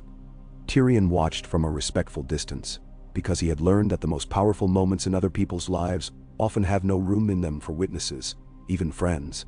He made sums in his head to distract himself from the ache of the scene. Stone in tons, ships in tons, men in hundreds, days to prepare before any sail on the horizon, appeared not as a fact, but as consequence. The Red Woman found a high parapet where wind achieved a clean knife edge and stood with her palms out, gathering nothing and letting everything pass through. Varys climbed to her as a fat, patient cat climbs a wall, without dignity, without shame. You stayed, he remarked mildly, as if it were a matter of embroidery and not bonfire. Last we spoke you declared an urge to go east. I'd go where the Lord's work directs me, Melisandre said. Her voice had been filed down of some of its earlier certainties, which made it more dangerous. He is at work here. Is he? Varys asked, as another man might ask whether the tide would come in. One tires of gods when one grows old around kings. If he is at work, he keeps poor company. And Melisandre turned her head. There was something like tenderness in her eyes, and something like contempt. "Your tricks," she said, "are extractions. You lift secrets as if they were pearls from oysters. You do not mind if you tear the flesh so long as the pearl is whole. My tricks, as you call them, burn the flesh and the pearls together sometimes. And yet I see farther. Neither of us is a comfort. Lord of Whispers, we stand where we are put." Her voice softened 1 degree. "I will go east. I told you true. But I will return. There is a line I am meant to cross here, both ways. I have seen it. The fire has no sense of time. It tells you endings and leaves you the work of surviving to them." "You told me I would die here," Varys said. "You will," she agreed, and for a flicker he saw a shadow of sorrow in her that had nothing to do with him and everything to do with her own accounting. "So will I. It is not a threat. It is a geography." He left her because he had made himself a rule about oracles. You let them be in the room where you count knives, but you never ask them whether any of the knives belong to you. On the road north of Winterfell, a girl walked with a gait that hid a limp and did not allow anyone to pity her. She had hair like a note that had been played harsh once and left to hang in the air, and she had a satchel that contained several ways to be someone else. When she stopped at dusk in a coppice where rain had not yet got under the leaves, she ate like a soldier, and thought like a hunter, and dreamed like a wolf. When she woke in the dark and heard nothing, she almost smiled. The quiet that comes before a reunion is the quiet a blade knows when it is put back into its sheath. It is a particular quiet. It made her want to run and made her want to lie down and let it pass over her. She did neither. She wiped her knife and went on. At Winterfell itself there was a silence of a different kind. It gathered in the great hall around a rough table, where the scuffs of men's knives could still be read by a finger, passed along the grain. Sansa had the letter beneath her hand, but did not yet bring it out, because she understood men's ears and men's eyes. She understood how a piece of paper can be made to go where you want it by the manner of your hand upon it. Maester Walken stood to her left with the set of a man keen to be useful, and keener to be invisible, if the usefulness required a head. Jan Royce stood like a cliff that had tolerated a tree on its shoulder, and disapproved of it the whole time. Lyanna Mormont sat like a spear with its point up, her small fist making an indentation on the arm of the chair that would take a week to straighten out. "This has come," Sansa said, and set the fact down without ornament. She laid the parchment out flat, anchoring its corners with 4 blunt fingertips in a way that kept the crumpled quality of it visible. She did not read it aloud yet. "It concerns our king." Royce made a noise in his beard. "A king who has left his seat to go and treat a foreign queen who once burned farmers in their fields is of concern." "Everything concerns us," Lyanna said in the crisp snow of Bear Island's voice. "Bread concerns us. Boots concern us. Wives who have more hands than sense concern us. We do not sit here for clever talk." "Bah. Then we will leave clever talk to other rooms," Sansa said carefully, "and keep only the words that matter." She began to read. She read the plain parts plainly. When she reached Bran's postscript, she let the room decide for itself what it believed. She put no extra paint on the quiet letters that made the boy a prince. She did not use the word prince. She did not use the name Aegon.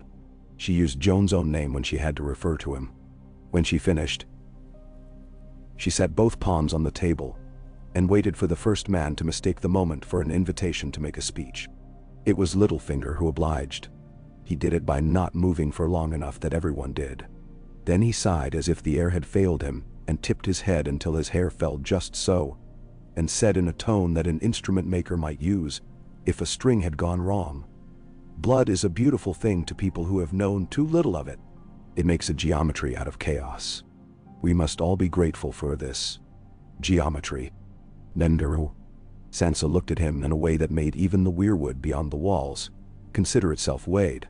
"Grateful," she repeated in a voice like the underside of ice.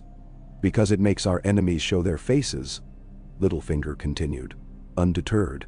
He had spent his life trailing cloak after cloak along the floor to hide traps. It makes decisions appear where there had been muddle. The North may love Jon for his unassuming ways, but if he is something other than what they have called him, they will want a choice. And I am always in favor of choices. No.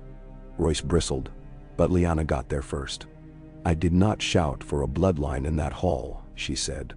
I shouted for a man. If he wants to call himself a duck, he can do it so long as he gets us spears and puts the dead back into their graves. If he kneels to this dragon queen because of secrets and not reason, I will break his throat myself. Walken made a small, involuntary cough that wanted to be a laugh and died of terror instead. Sansa turned the letter so the seal faced down again, because she had no appetite for men staring at broken wax as if it had anything consoling to tell them. We will prepare for winter, she said. We will not sit here making little plays with the words prince and bastard and king. We all know how many snows a name will dig out of a square of road for you. None. Make sure the ovens have people at them twice a day. Rotate the children through the combing rooms so lice don't become famine. If you want to talk of blood, talk of bleeding on the wall at Eastwatch. Send me a list of men who have faces like those that don't mind the cold so much. I'll send them to Tormund. The dead are not writing letters to argue with us. They are walking. Bendao. When the meeting broke like a block of ice under two caps, Littlefinger hung back because he thought he had found in Sansa some particular thread he could pull, and he could resist no piece of needlework left unattended. He tilted toward her with a conspirator's angle. Congratulations, he murmured. The gods have given you a problem. Men will come to you to solve. Gifts are what we make of them. Just remember that you once declared you loved my mother, she said, her voice suddenly private and small. She turned and met him with a face he had taught himself to find beautiful in her, because beauty is easier to handle than competence. You loved her, and then you traded her daughter to men. You loved me, you say, and you laid your tongue next to my ear with lies on it and wanted me to inhale them and call that air. She did not raise her voice. Do not call gifts the knots you tie in other people's strings. His smile put its armor on again. I would never presume to tie a knot in yours. You already did, she said, and I will spend the winter cutting it. She left him there with his hands open and empty and no one watching. In Old Town, the sun had baked the steps white and made the cries of the gulls sound like gossip in a courtyard. Samwell Tarly had 3 books open on a table he had stolen from a better room and a 4th in his lap. The parchment in the lap volume had a stain on it, the color of someone else's tea, and someone else's attempts to learn something in a different century. The stain had made the ink bleed into a pretty illegible fan. Gilly sat on the floor with little Sam tipping himself against her hip, and she read in the unbothered way of someone who had not been taught which books were valuable, and which were not, and therefore would be the first to choose the right one. High Septon Maynard's daily entries, she said, turning the fragile pages with a tenderness. Sam watched far too late to learn. He was a tedious man. He notes when he sneezes. He was a great man, Sam said dutifully, because he had learned that men in cloaks did not like to hear their predecessors called tedious. He kept records. He kept everything, Gilly said. He notes he burned 3 candles last night past first bell, because his belly was bothering him. And he notes that he anointed a new scribe, because old scribe's eyes were water. He notes an annulment for Prince Rhaegar, annulled by himself, and a marriage performed after inside a secret ceremony. Sam's head went up. What? You asked me to read out loud, Gilly said. I am reading out loud. Prince Rhaegar. He writes like a child. Rhaegar with 2 G's. He annulled a marriage and did a new marriage. He seems pleased about it. He writes it as if he had done a trick. Sam closed 2 books with a bang and a shower of dust that made little Sam cough and delight in the wheeze of his own chest. Go back, he said, nearly whispering, because he had learned that sometimes the world will break if you speak too loudly into it. Gilly went back with the practical grace of a woman who had never had patience for men's anxieties. He has tall years, she observed. This part, annulment, and the names. She turned the book in that queer rotating tilt that makes a page temporarily a landscape. He does not write the woman. He writes the man. He writes Ragger and a date, and he writes a place, which is good, because men who make laws like to know where they were when they forgave themselves. At Dorn. Ridiculous, Sam muttered out of habit. This is where they keep the most important things in the world, and they let a man who can't spell keep the keys. Then he laughed, a laugh that came up out of him like spring water. God's bless him, he said, astonishing himself. God's bless him and his tall yees. Gilly looked up with serious eyes. Does this make your friend a king? It makes nothing do anything, Sam said. He felt the excitement, and he felt the immediate and sober flattening of it that had always been his companion. It makes words line up in a different order, and men put crowns on other men's heads when they see words in a different order. But crowns don't keep you warm, and they don't kill a white. What it does is make a piece fit with a piece we already had. It keeps the picture from wiggling on the wall when the house shakes. That is enough. He stood abruptly. I'm writing. He looked at the books and realized no permission would be asked or granted. He looked at Gilly. We're leaving this place soon. We leave places all the time, Gilly said. And we still carry our minds around with us, so it doesn't make much difference. He kissed her because she said such things and because he was allowed to. The letter he sent to Dragonstone had no poetry in it, because he had no time to indulge what Tyrion had. The urge to decorate the truth, to make men love it. He wrote Rhaegar in his own spelling, and the annulment in the same line, and he wrote the place and the date, and he wrote, You may rest easier about one matter, and no easier about another.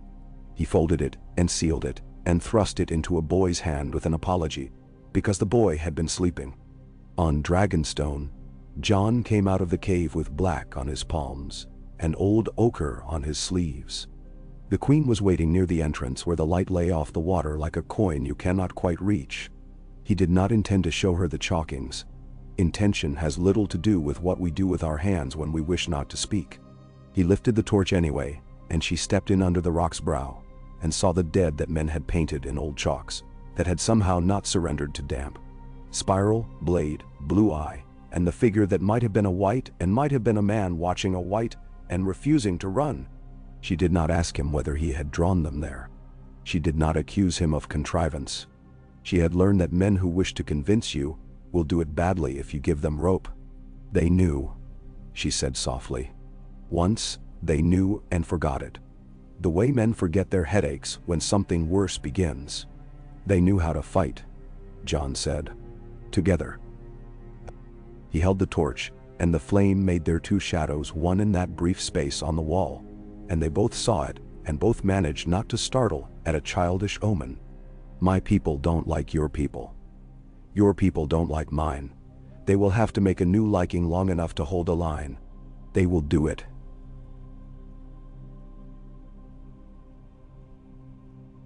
She said, and surprised herself with her certainty.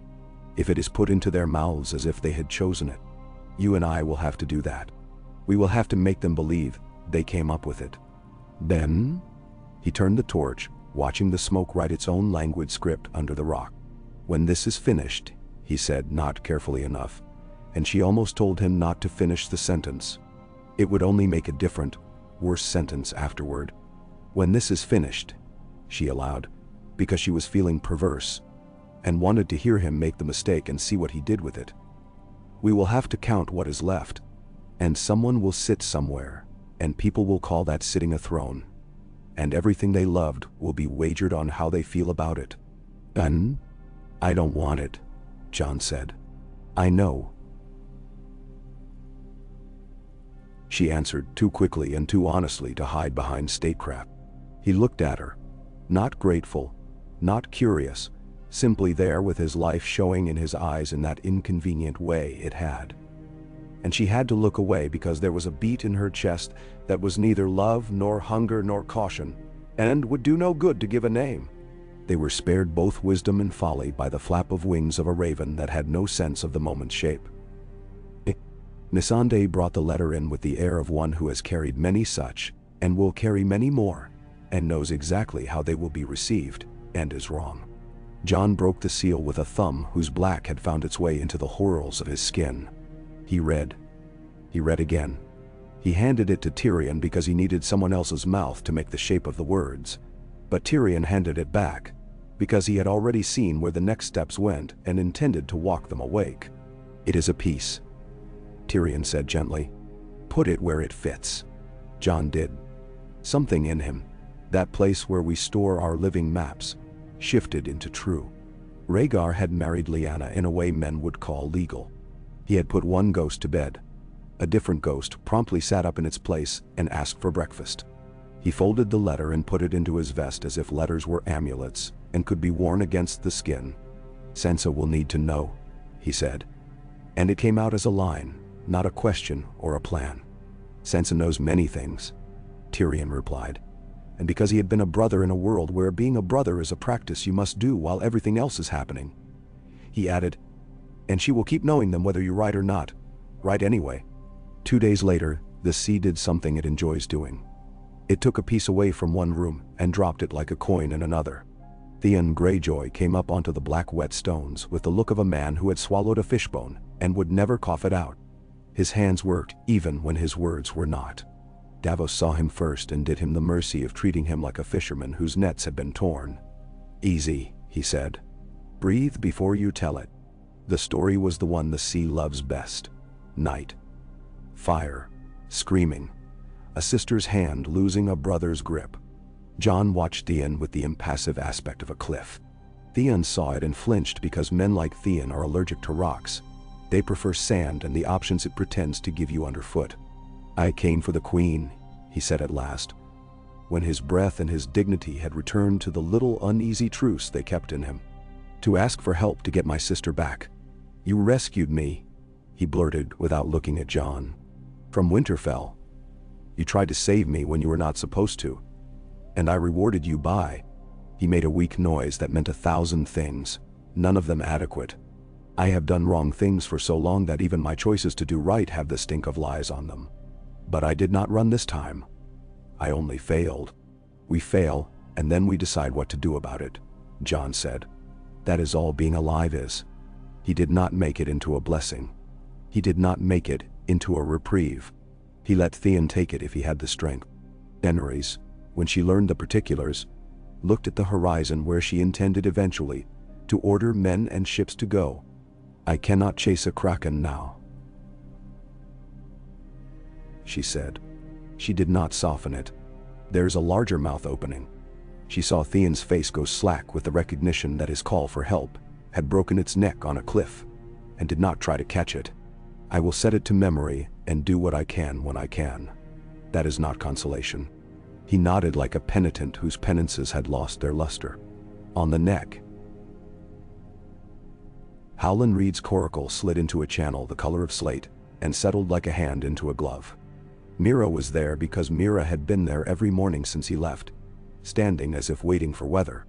When she saw him, she did not move, because moving would have meant she had not expected him, and she had expected him. He stepped onto the spongy bank and felt the old give under his weight, and heard his bones say, "Yes," the way a house says yes to a man who has come in the right door. "Did you bring the weight back?" Mira asked, when they were in the hall and the hall had taken the wet from his sleeves and given him dry. "I left the weight on a rock," he said. He put the boxes down on the table that had a shallow bowl cut into it to catch any water that might fall from a net, and turned their open mouths toward her. "I brought home only the string it had been tied with." Mira smiled because she had inherited his smile, and therefore knew how little it meant, except in the way it kept you from drowning some days. "They will make a feast out of your words. They will eat and go hungry again. And then they will remember the taste, and go looking for more." "Mendasawal. Better an honest hunger," Howland said, "than the slow poison of secrets in a barrel."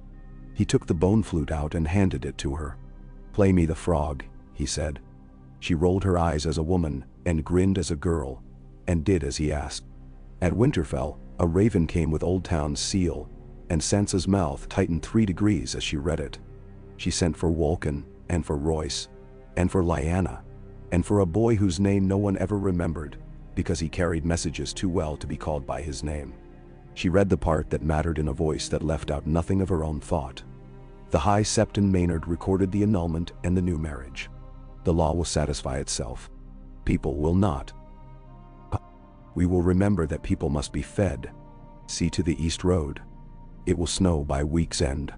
She dismissed them, and then she took the letter and hid it where letters go, when we cannot bear to see them, and cannot bear to let them out of our sight either. In the drawer with her gloves. When she was alone, she let herself sit down and did not dignify the move by calling it a collapse. She thought of John as a boy who had stood in the yard watching their father. His father passed sentence and had held still in the way boys hold still when men are doing the important thing. She thought of him standing on black rock now with his hair salted by spray and his hands made for grasping a rope holding paper instead. She did not weep. She did what women like her do. She counted. Count did not stop. It did not stop at the lists of salt and lard and oats and the heads to feed them. It went on with the names of lords and their ambitions, the names of girls and their tempers, the names of the men at the forges who remembered the lesson of wildfire too well and would not be coaxed back to that brightness. It went on through the night and into the morning where snow came with an indifference that some people call cruelty and some call fairness. Sansa watched the first flakes from the high walk and did not think of songs or of how pretty snow looks when you do not have to carry water in it. She thought of the yard making itself dangerous, men slipping on ice, boys playing at swords on hard-packed white, kitchens trying to pretend wood behaves the same in winter as in summer. She breathed. Littlefinger drifted near and drifted away without speaking, because even a man convinced of his own all-weather charm knows when to keep his tongue in his mouth. On Dragonstone, a decision about the glass caves was made, then unmade, then made again in a different key, because that is how decisions made with several heads actually happen. Davos brought men to the smithies. Tyrion sent men to the cliffs. Missandei sent words where words needed to go. Grey Worm's men learned to sit on boats, even when everything in them wanted to be marching instead. The Queen did what queens do.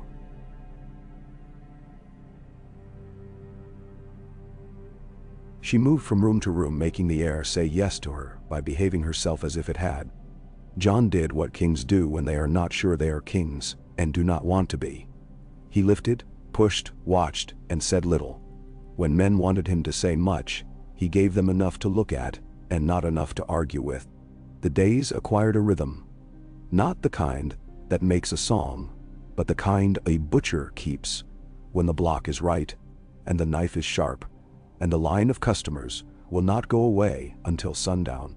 At odd hours, like swallows, thoughts arrived and perched in Jon's head and left again.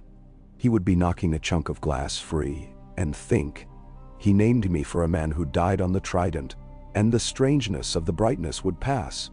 He would be drinking water from a leather cup and think, "If I had known it at 12, I would have walked differently across that yard." And then he would despise the thought for its vanity and would return to the cup. Once, late, when even the sea seemed tired, he stood with his hands on the parapet that had felt his hands too many times, and felt a presence and thought it was a dragon, and turned to find only Tyrion, who lifted a hand as if to ask permission to stand inside another man's silence. "I will tell you the most useful thing I know," Tyrion said after they had stood together long enough to make not speaking a mutual courtesy. "A choice between two impossible things is not a trap. It is a proof that the world was not built for us. The trap is the belief that you can refuse to choose. If you refuse, the world will put its foot down somewhere, and you will discover it has chosen the side that will crush you. Choose, not, and then pretend you wanted that choice all along. Men will call you wise, and you will survive long enough to make a better one." "Then?" Jon almost laughed. It would have been his first in days. "What are my two impossible things today?" he asked. Tyrion counted on his fingers as if making a jest, and did not make it. "You can be the son of the man who raised you, or the son of the man who made you. You can keep your people's love, or keep their respect. You can tell the truth, or avoid the harm the truth will do. You can say you don't want the crown and be suspected for it, or say you will take it if you must and be suspected for that. Would you like more?" "Menderwand." "I have enough," Jon said. "You always did," Tyrion answered, and left him to his reprimand of air. Ravens flew again. One came with an ugly strip of news that made the queen break a cup and apologize for it, because apologizing felt good and did nothing. One came with a list of names from the north with lines drawn through them, where cold or luck had already claimed them. One came with Sam's square handwriting assuring John that if a man insists upon a baptism, the river obliges. John folded that one carefully too. It had the smell of the bookroom in Old Town on it, dust and cheap oil. And for some reason that smell made him think of the smell of a horse after a long ride, and that made him think of Winterfell, and that made him remember walking into a kitchen, wet with snow, and stealing a roll before the cook could turn around. Memory is a treacherous thing. It took him the better part of an hour to shake loose enough to hear Davos asking him whether to send 2 boats or 3 to the islet where the current was being a bastard again. The 7th night after the marsh had been asked to speak, the wind shifted. The dragons woke as if a door had opened. The sea rolled over and showed its belly, slick with an odd shine. Men came out from under roofs they had crawled into and looked up because the body knows before the mind does. On the far flank of the horizon, a dark line had written itself. It was not weather. John walked up to the high terrace and Sansa's words. Sam's words, Howland Reed's steady voice. All of it fell away under the sound a host of oars makes. Daenerys joined him with her hair unpinned because someone had called her out of bed without the courtesy to let her become a statue first. She looked and did not reach for anyone's arm. Tyrion arrived with a slate he had not realized he had brought, which he turned over in his hands like a charm. Davos put his hands on the parapet with a sailor's blunt love for the thing that had kept him standing in too many seas. Euron, Davos said, and the name fell on the stones without echo. Or a man trying to look like him. It is not a mouth, Daenerys said. It is only teeth. She called for horns. She called for the men who would light bales and make false capes of fire out on the seaward rocks. She called for the dragons, and Drogon came with a low rumble that might have been hunger and might have been joy. I will go out and turn him, she said. Don't, Tyrion said, so gently she almost missed the urgency. Do not spend your life before we know what coin we are paying. They will shoot because that is what men do when something bigger than them makes a shadow. Let them shoot at rock. Let them shoot at tide. If you go out, they will find a way to brag about what they hit, even if they only hit each other. Done. She set her mouth. She was not often defied by men she did not burn. It was not a habit that earned her much success earlier in life and had earned her almost everything since the fire. John, she said instead, and did not know until she said his name that she had said it as if calling a boy in from play. We put the glass on boats tonight? We do, he answered. If the tide makes a fool of us, we do it anyway. They moved. It is a relief to be given work when terror begins. Men blessed Davos without stopping to say his name because he could make work out of cat's cradle in a gale. They loaded while the first arrows began to hiss at improbable distances. 1 or 2 falling like ruined birds near the quay to make men flinch, which is what such arrows are for. Dragons circled with grudges in their throats, and Daenerys pressed her palms hard together to keep herself from throwing her body into her own fire. The fleet came on like weathermen do not deserve. Torches winked below black sails. Signals blinked and were swallowed. Euron's longship led at a slant, the iron thing at her prow like a threat someone had put teeth into. When the first of his bolts thudded into Dragonstone's carved stone, the island made a noise like a giant acknowledging an insult. The second bolt flew true at a dragon, and met only air and the slow swivel of a neck that could turn quicker than the men who drew the rope calculated. The dragons did not stoop. They hung. They watched. They learned, insufferable as cats. They made the air an argument the humans below could not finish on their own without enormous losses. In the chaos, under the island's brow where a little ferry slipped back and forth under the cove's lip, Tyrion did a thing no one had asked him to do, and therefore believes himself responsible for later. He put himself between 2 loads of glass and a man with too much enthusiasm, and made the math whole. Davos swore at him because a hand should not be where a cart could crush him, but he did it with love and with an eye on the line of the sea. Missandei ran twice for a transaction of wax and rope that would have meant nothing in any other hour, and meant a ship would not drown in this one. Grey Worm sent his men in fours to move barrels that 2 men would have moved in easier times. They did not move like men who have fought on decks. They moved like men who have fought with the floor of the world under their feet and resented the way a plank yields and tells lies under your boot. They adapted because that is what keeps men alive. John hurt his shoulder on a rope and did not notice until he tried to lift the next thing and the body told on him with a hot, immediate belch of pain. He backed with the barrel to keep men from colliding and found himself next to Theon, who was carrying like he could make a different man that way. "Go," Theon panted. "If they come to land, you'll be wanted yelling your truths." "Work," John said. Then truths. They got the last of what they dared onto boats that might yet be sunk for their efforts, and pushed them out into the new wrong tide. The men at oars won their argument with the sea by the margin of a crow's feather. Theon swore with awe. Davos sat down on the stone and swore without awe, and then stood up again because sitting is for men who are not alive. Tyrion held his breath and let it out, and was angry with himself for having held it. Daenerys looked down at her hands and discovered marks there where the skin had creased from the pressure of her own fingers. "Tomorrow," she said, "we will find the men who make those bolts, and we will have a conversation with them."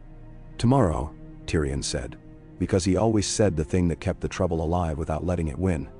"We still have to put our rocks on other men's carts."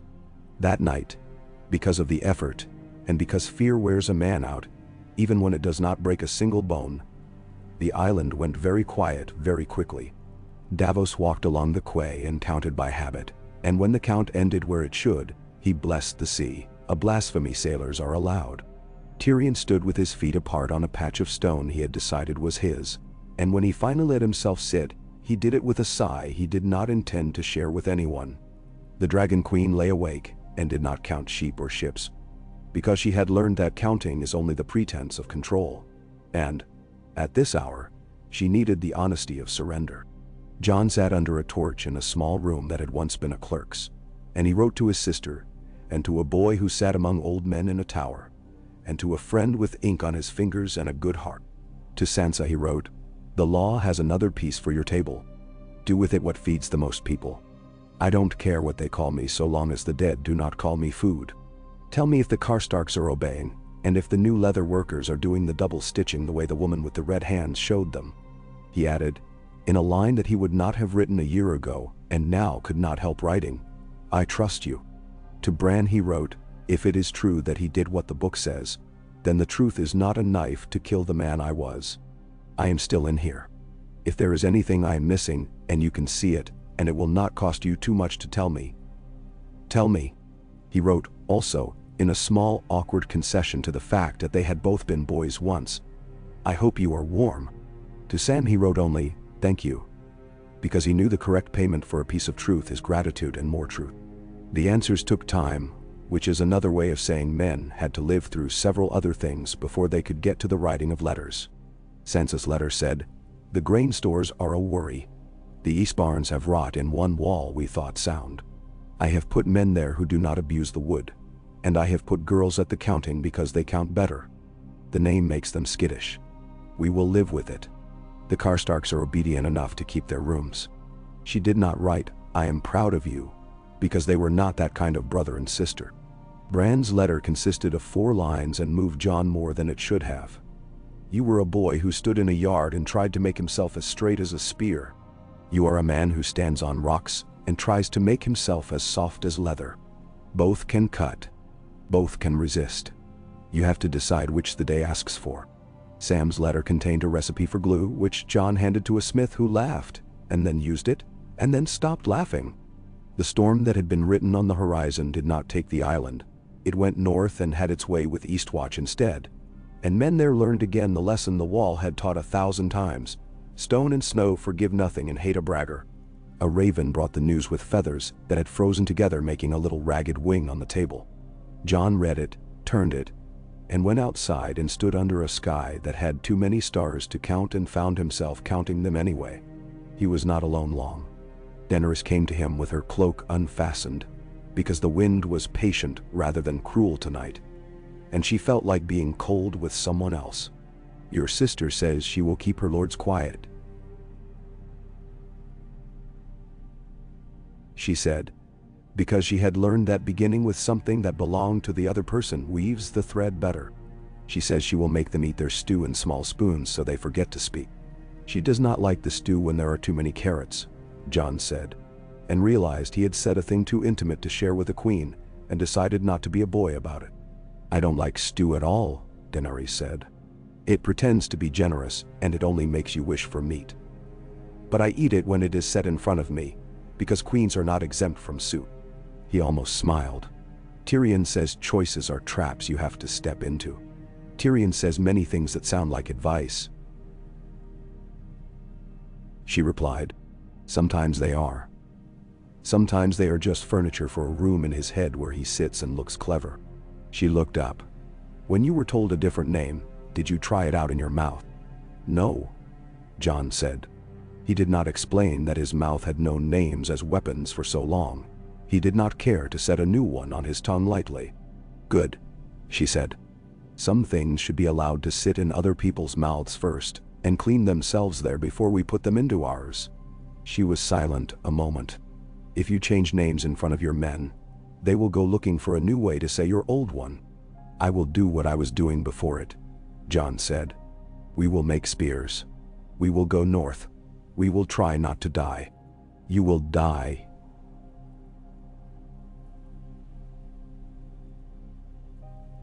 She said with a terrible softness. All men do. The trick is to make the dying worth more than the ease you could have had by doing it later. She hesitated. It was not a thing she enjoyed. This business of giving away statements that sounded like the ones her brother had loved to hear himself speak. When this is over,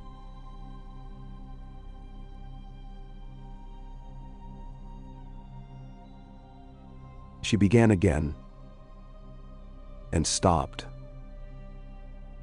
and laughed, in a small weary spurt that made her sound almost like a girl. I will stop starting sentences that way. When this moment is over, they are all particularly annoying, he said, and they shared a very small, very brief collusion in the mockery of the men they were about to trust with their lives. Moonlight found the edges of the stone and made them into a set of rules for the night to follow. Somewhere below, the sea went on arguing for its own opinion. In the morning, there would be more loads and more lines, and more men doing the thing that keeps a world going when a world wants to crack in half. Lifting and putting down and lifting again. The morning did come. It came gray and old, with less wind and more ache. It brought another raven, and with it a hand that had come a long way to find the correct door. The seal was not one they had been waiting for. Tyrion turned it, squinted, and gave it to the queen, because that was the way the room worked now. She cracked it. She read, "The Citadel," she said, "or at least a man in it with authority. They will send a man to Winterfell to determine the veracity of what has been said, and they will send another to Dragonstone to speak with the informant. They phrase it so delicately, you would think they do not realize they are about to put a man on a boat and risk his life to ask an old question twice." "Let them come," Jon said, surprising himself. "Let them bring their ink. They can do their sums here like the rest of us." "Then so."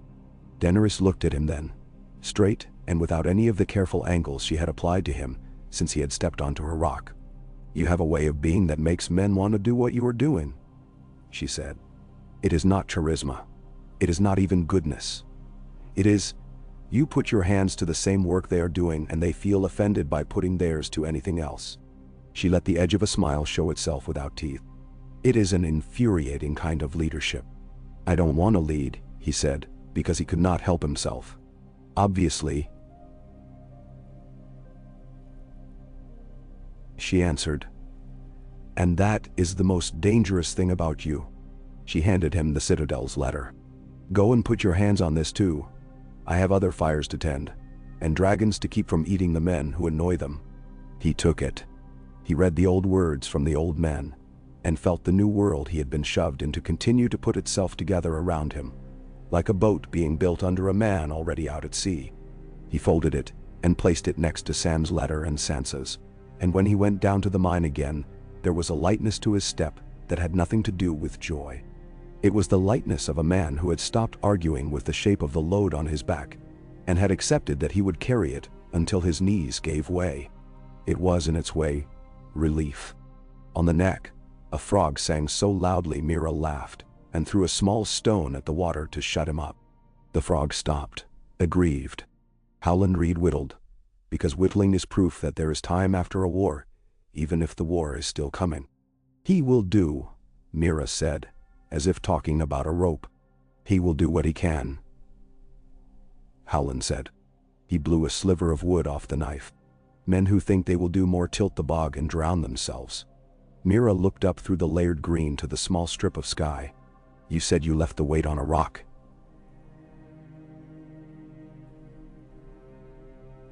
She said after a while, "Do you feel lighter?" He considered and shook his head. "No," he said. "Just more correct." He smiled without showing any teeth. "Correct is better than light." And the days turned with the sound of ships and hammers and the ponderous heartbeat of dragons overhead. News went out and news came in. Some of it carried on the honest wings of birds. Some pressed into the mouths of men by other men whose business was to put the world into particular shapes. In a tower in Old Town, someone wrote a treatise that would be read only once and burned by its author. On a road north of the Twins, a girl met a girl who recognized a face that was not her face and left without telling a soul. Secrecy is a habit you cannot break just because you have found your door again. In the smoking ruin that used to be a garden, there were men who pretended to be lords and were only men with knives and memories.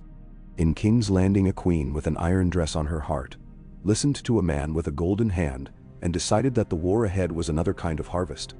On Dragonstone, John went into the cave one last time before the next boat took him away from it, and put his palm on the wall where the ochre drawing of a man and a white had been done by a hand with no knowledge of the names their grandchildren would use.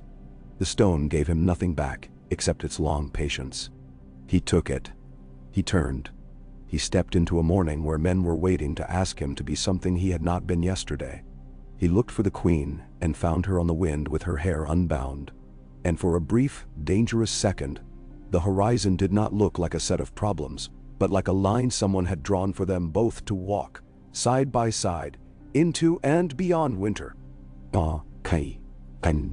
Snow gnawed at the edges of Eastwatch, as if the sea had taught the weather to bite. The wind came from the water with a long memory of salt and old ships, and then it crossed the stones of the wall and took on the taste of blue, of something that was not air so much as cold given a mouth. Men wrapped their scarves closer and pretended not to hear it. One of them, broader across the shoulders than the rest, and bearded like a man who had decided his face was better armed with hair than with words, stood on the walk and squinted into the middle distance where the horizon and the world's end became the same pale line. Tormund did not like edges. He liked open country and a path you could set your feet on and call it foolish later if you lived. This edge, this human-made cliff of ice that had no business being where it was, made him itch. He spat into a drift and watched the spit freeze on contact and thought, with a savage satisfaction that didn't belong to any southern man, "We will show them." He had decided that 100 times since he came to this place of cold and rules. He decided it again now, because a raven was settling on the post like a bad thought. The letter had too much neat in it. Stark neat, not black ink city neat. Tormund made a face and took it anyway because the man it was meant for was not here to tear it open and ignore half. "You and your words," he muttered as he handed it off to the old steward who had learned to keep beer from freezing and men from standing too long and becoming part of the wall. "Ravens don't care for your opinions," the steward said, and tucked the letter away inside enough wool to keep it from turning to glass. By sunset, the whole fort knew two things. The dead were closer than any of them liked to pretend in daylight, and a party from Dragonstone would soon be sailing for the ice. Men chewed their stew and stared into it as if the potatoes might arrange themselves into scents. A boy coughed and tried to look older about it. A hand went up on the watch and then dropped because there was nothing to point at without beginning a panic. In the yard below, the kennel hounds whined toward the north. At Dragonstone, a man with a scar like a story half told came into a hall he had fled as a slave and re-entered now as a servant of his own choosing. Jorah Mormont bowed and said the simple words he had been rehearsing like a penitent at a sept that had never loved him. My queen. The titles that usually flowered around her like fever blossoms did not follow in his mouth. He had not seen her with his own eyes for too many miles, and too many nights to want to fill the space between them with names. Daenerys did not pretend not to feel it. She took in the sight of him the way a thirsty person takes in the sight of a well, first with suspicion, then with relief they must not show because it makes you soft. He had no grayscale, no gray on him at all now, only weather and a leanness that had not diminished his steadiness. There was a second's foolishness in her, a ridiculous urge to touch his face with an open palm and assure herself. She did not do it. She offered him a space within 2 paces of her and let her eyes say the thing her mouth would not. You came back because you said you would, and I am not so holy that I do not hold on to that when the day gives me nothing else. I heard you were dead, he said quietly. Because the world always told truths, with a lot of lies braided into them for comfort. I was, she said, and let the corner of her mouth show that you could say such things and mean them, without being a priest. And then the world made me a different thing instead. He had not expected a boy to be there with them who watched like a man. But the North had a way of sending you men who were accidents they refused to apologize for. Jon stood aside with his hands not in fists and not open, as if they were tired of explaining what they meant. Jorah felt the old stab that had nothing to do with jealousy and everything to do with arithmetic. He bowed to the man who was not a king, and was something that pressed men into lines anyway. You've made friends with the winter, he said, because Mormonts talk straight when the room can afford it. I try, Jon said. He could not muster the ease to smile in reply, but his eyes softened in the way a hound's will when it recognizes a man who will not kick it. They spoke the necessary things in the necessary order, like sailors deciding who would tie which knots before a squall. Jorah did not flinch when he learned what Howland Reed had put into the world. His mouth went tight, and he nodded once, and did the math old houses do when they've been rebuilt too many times to count. Then the world will make new songs, he said neutrally, and Daenerys felt something inside her unwire, one small thread less twisted than it had been a day before. He did not say my queen in that moment. He did not need to. He had said it once, and it had been a promise. Tyrion watched the triangle from a distance with the interest of a man who has spent his life learning which shapes will stand under their own weight, and which will fall and crush you. To Missandei he said softly, this hall is full of people who do not want thrones and will end up sitting in chairs anyway. She made a non-committal sound, because her work in the world was to translate men into meaning, and she had found a kind of peace in it. Letters had been coming to the painted table like leaves in a certain season. Quickly, variously, some of them carrying insects in their folds that you must flick away before you bring the leaf into the house. Varys sorted them with the care of a man sorting knives. One, precise and dry, bore the Citadel's seal, and its humility irritated him with its costliness. They send a man to look at our truth, as if truth will grow a different face if you show it to a scholar. He said to no one and everyone. They will stamp it with a tool, and then tell us whether it is real. Ah, well. It is a religion, in its way. People need them. They need food, Davos said. And some of the men need a good kick. The rest is embroidery. You and I will never do each other the discourtesy of admitting one of us is right, Varys replied, and went on sorting knives. News traveled inland along the green roads too. In King's Landing, where the air smelled like heat and coin, and the faint old rot that no amount of perfuming could keep out of a city, a man with a golden hand, and a woman with a crown of thorns made of iron on the inside of her chest, stood at a window whose shutters stuck now in one hinge. They were siblings and sovereign, and they had made a pact with themselves to not remember anything that would undo them until night. Jaime said, in a voice that had had love in it once, and now allowed only duty to get through. The North has a new song. Cersei said something that was not a word, and Qyburn leaned from the corner like a spider taking a breath, and gave them the rest.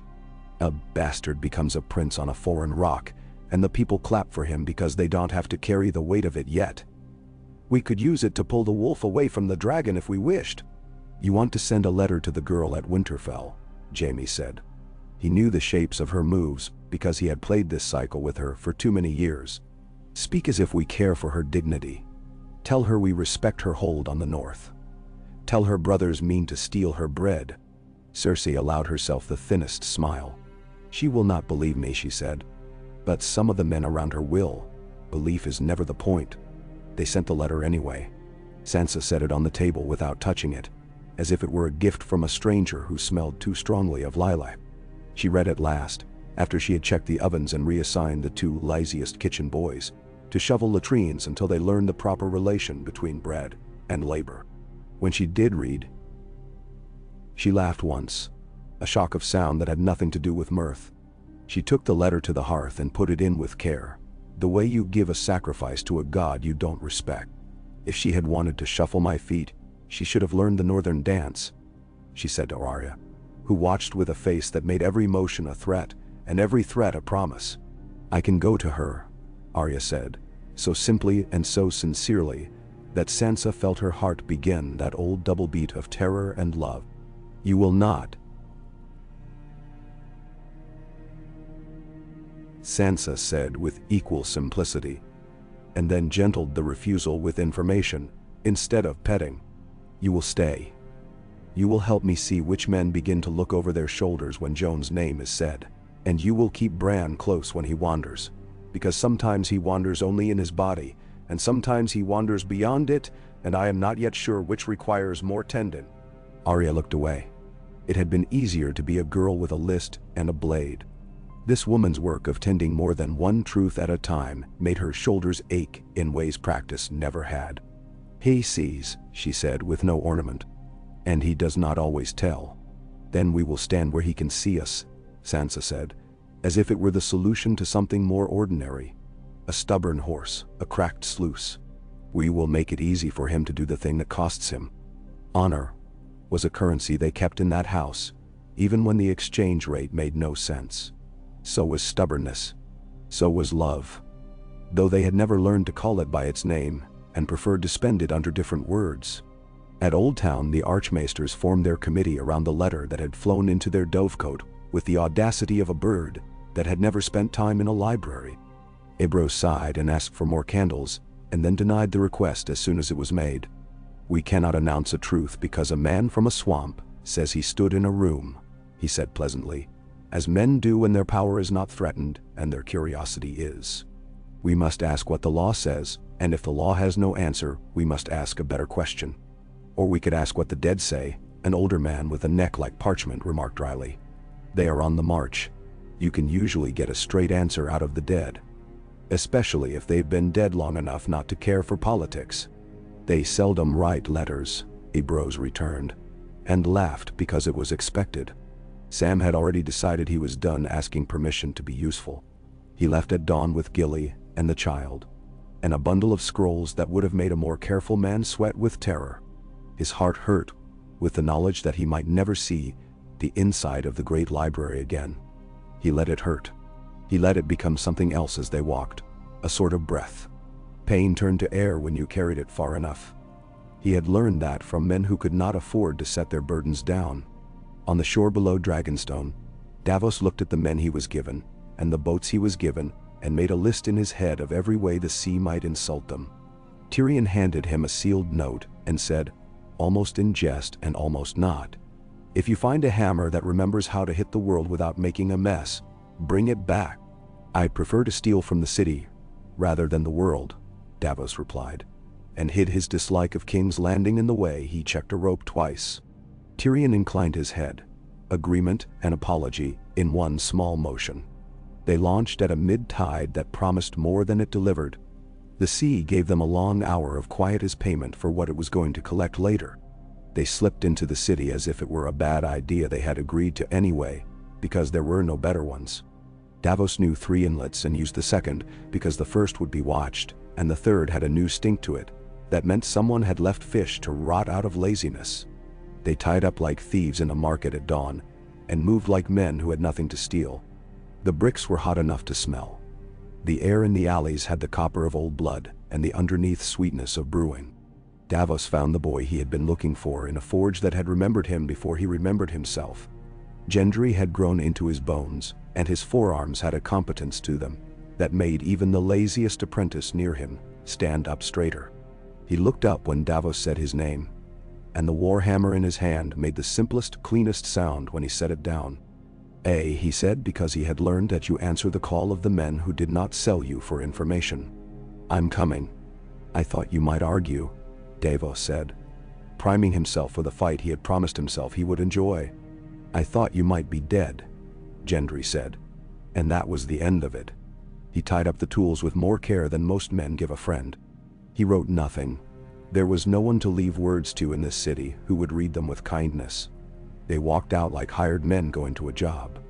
A guard with a lazy eye saw them, and didn't, because lazy eyes in this city learned to become blind when trouble paid them.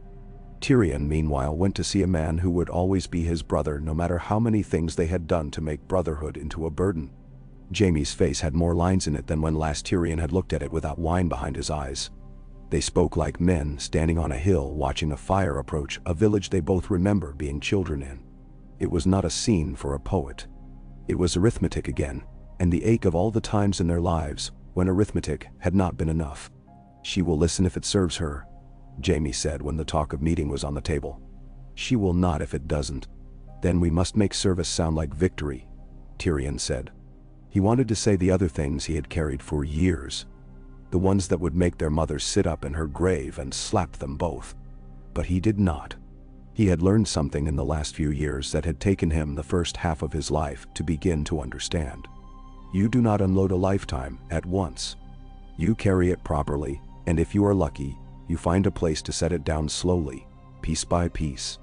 They left without being caught, because men who are caught are men who do not plan to love anyone in the morning. Davos guided them back like a river guide who knows which rocks pretend to be water. Gendry hoisted himself into the boat with the ease of a man who had always belonged to oars and wood, though he had convinced himself otherwise for a time.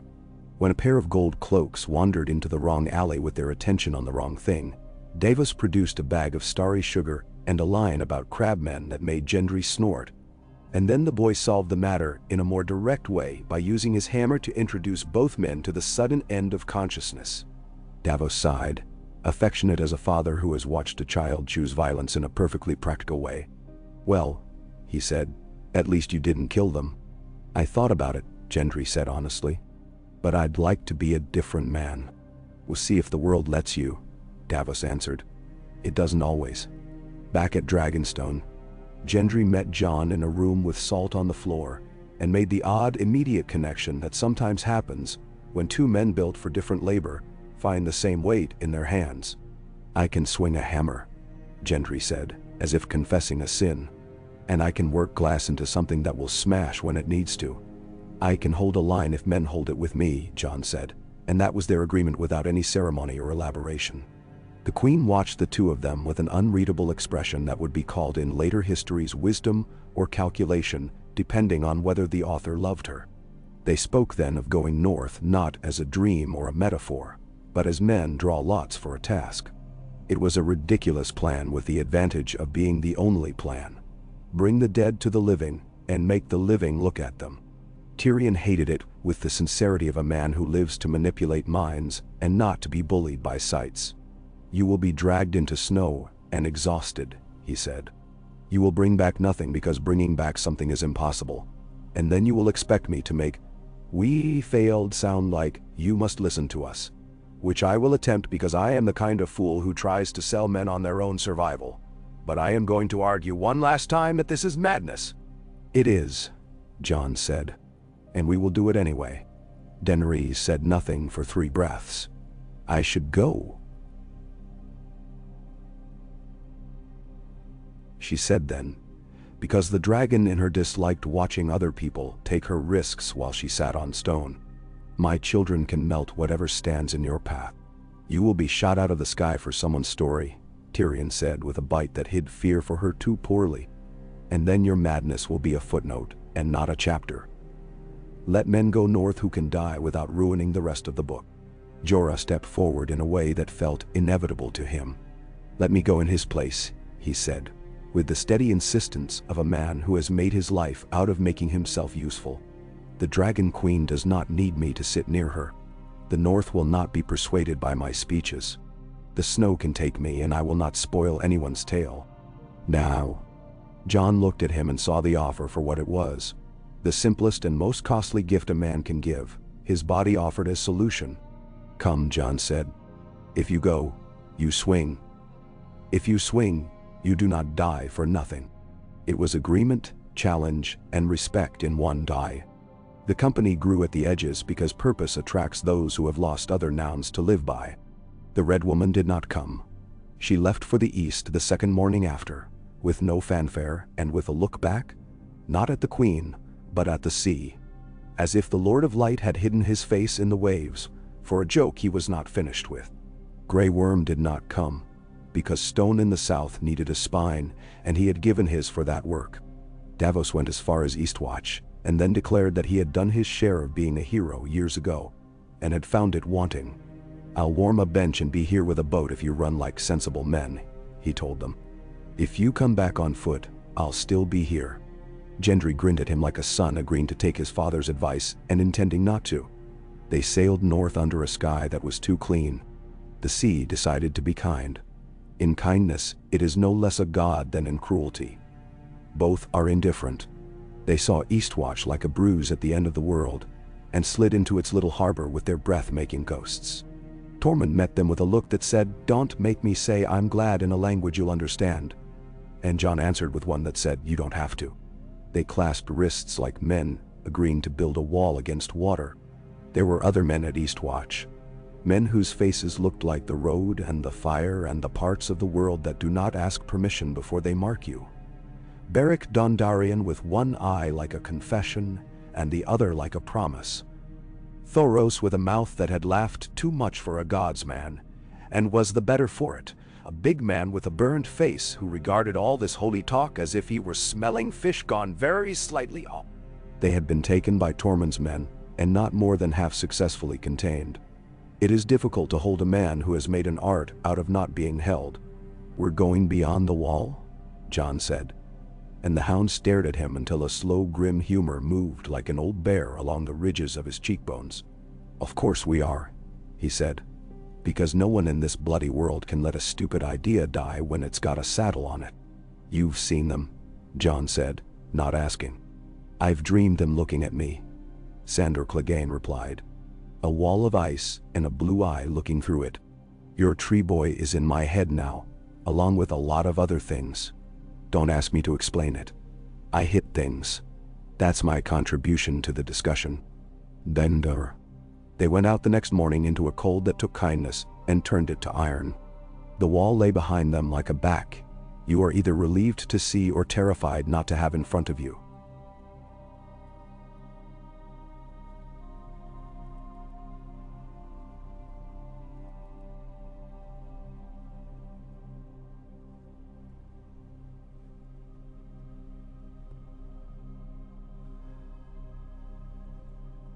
Sometimes both. They wore their furs as if they were arguments and put spears of glass into their hands and into their belts until they clinked unpleasantly every time they took a step. The snow underfoot made a particular small sound when men in numbers walked over it, something between a hiss and a whisper. Jon heard it and thought of another courtyard, another winter, a boy's boots. He steadied himself. He kept his pace. Men took their measure from that. They had not gone 4 miles when the world asked its first question. "Will you regret this?" It asked in the form of a wind that came down the throat of a valley with such abruptness that the first of them stumbled. It asked in the form of a white plain that lay without landmark.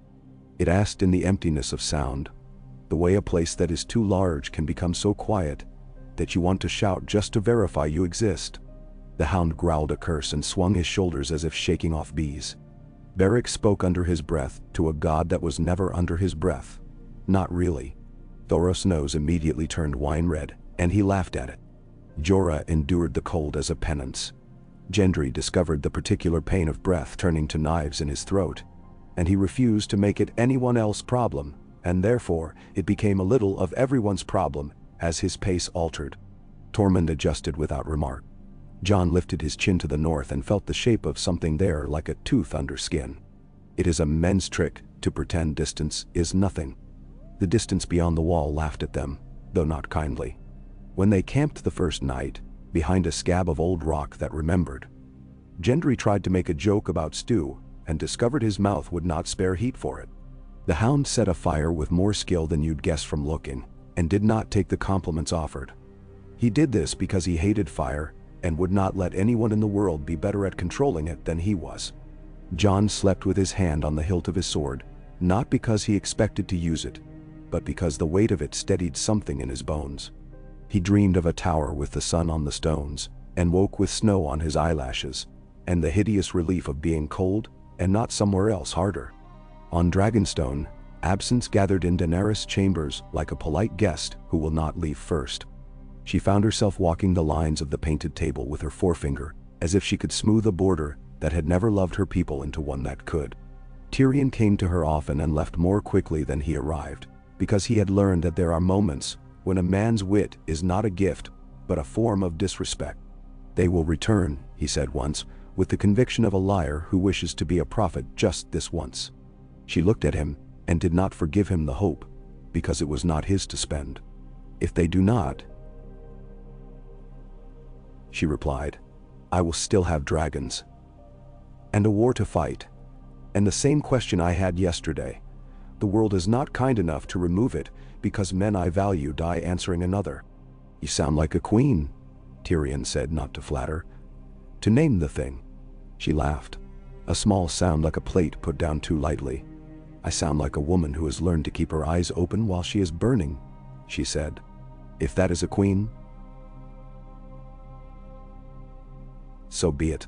Howland Reed had made his way back into the marsh as if it had invited him. He sat in his hall of woven willow and considered what it meant to have done a thing, and to have it leave no mark on his house and every mark on other men's. Men came to him with questions, and he sent most of them away with eels and the advice to boil them twice. A maester came with a badge and carefully polite contempt for his own boots, and Howland let him sit and write and ask, and be confounded by the way the hall did not stand still for his pen. "You will have to write that the floor moved," Howland said gently when the man spilled ink for the third time. "Otherwise they will think you are lying about the weather as well as the truth." "I do not lie," the maester said, affronted dignity trying to stand to its full height in a room built for people who rarely noticed height as an advantage. "I record." "You record what you can bear to see," Howland said. "Be sure then to mention your own eyes." He gave the man the plainest answers possible, and no ornament. He did not lend him the ring. He did not need to. The North had a library of its own, and it did not care for chains. On the second day out, the ranging found what it sought. Which is another way of saying the thing found them as soon as a windless stretch of white and a line of dark on the horizon make a man's mind too eager.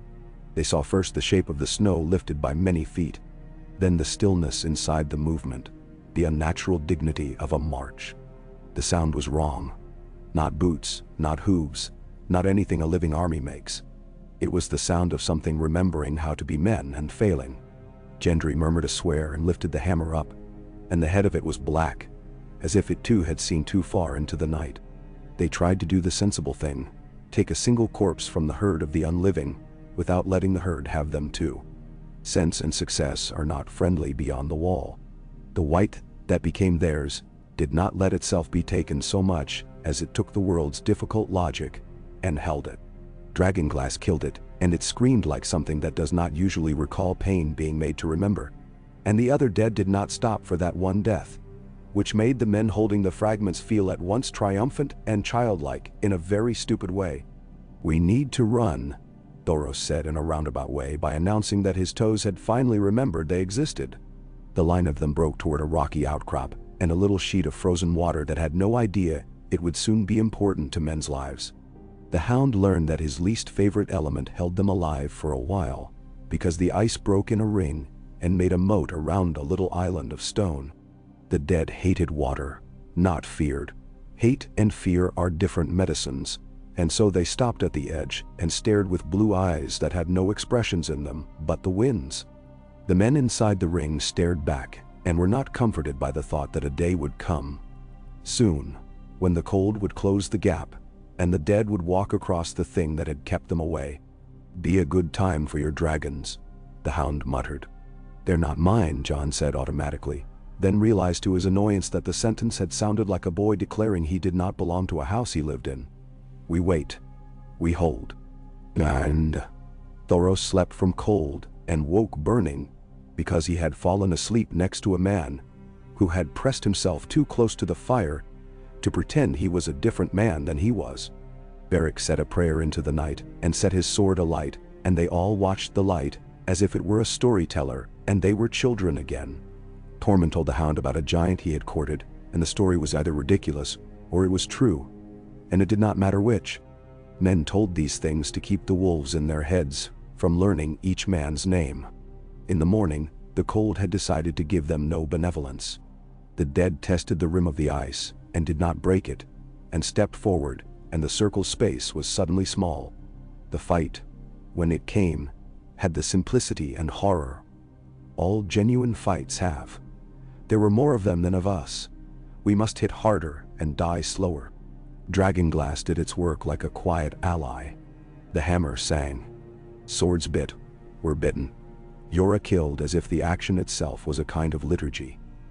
Steady, reverent, unshowy. Gendry discovered that the first time you hit a dead thing, and it stops being a dead thing that kills you, you start to believe you might be a man again after a long time being something else. Jon moved like a winter storm that has decided it will not be hurried and will not be denied. The hound swore at the ice, and swore at the sky, and swore at his own hands when they would not close properly. They were going to break. Men do. Men tell stories where they do not.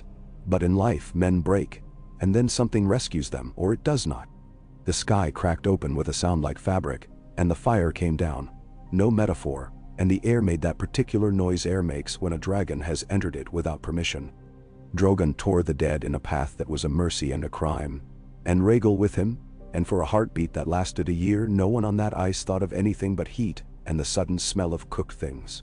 Daenerys was astride as if she had been born in motion. She brought the dragon down as close to the rock as she could, and screamed at men to climb without thinking whether screaming would shame her. Shame is a southern dish. The north eats different meat. They climbed. Yora's arm went numb, and he kept climbing. Gendry got a hand from a man he did not recognize, and took it, and would have kissed it later if hands were things that liked to be kissed. The hound swore at the dragon's hide because it was in his way, which was as close as he would ever get to thanking it for existing. Tormund picked up a man by the fur of his coat, and flung him toward a talon because that is how he throws friends to safety. Jon fought a path for a man who had fallen, and did not stop, because stopping would kill them both. He was nearly there when the ice made that sound. It saves for the moment your weight and your fate decide to disagree. And then he was not there. Water took him like a friend who has decided to stop pretending to be nice. It pressed him. It did the thing cold does, that no amount of description can teach a man who has not learned it in his own skin.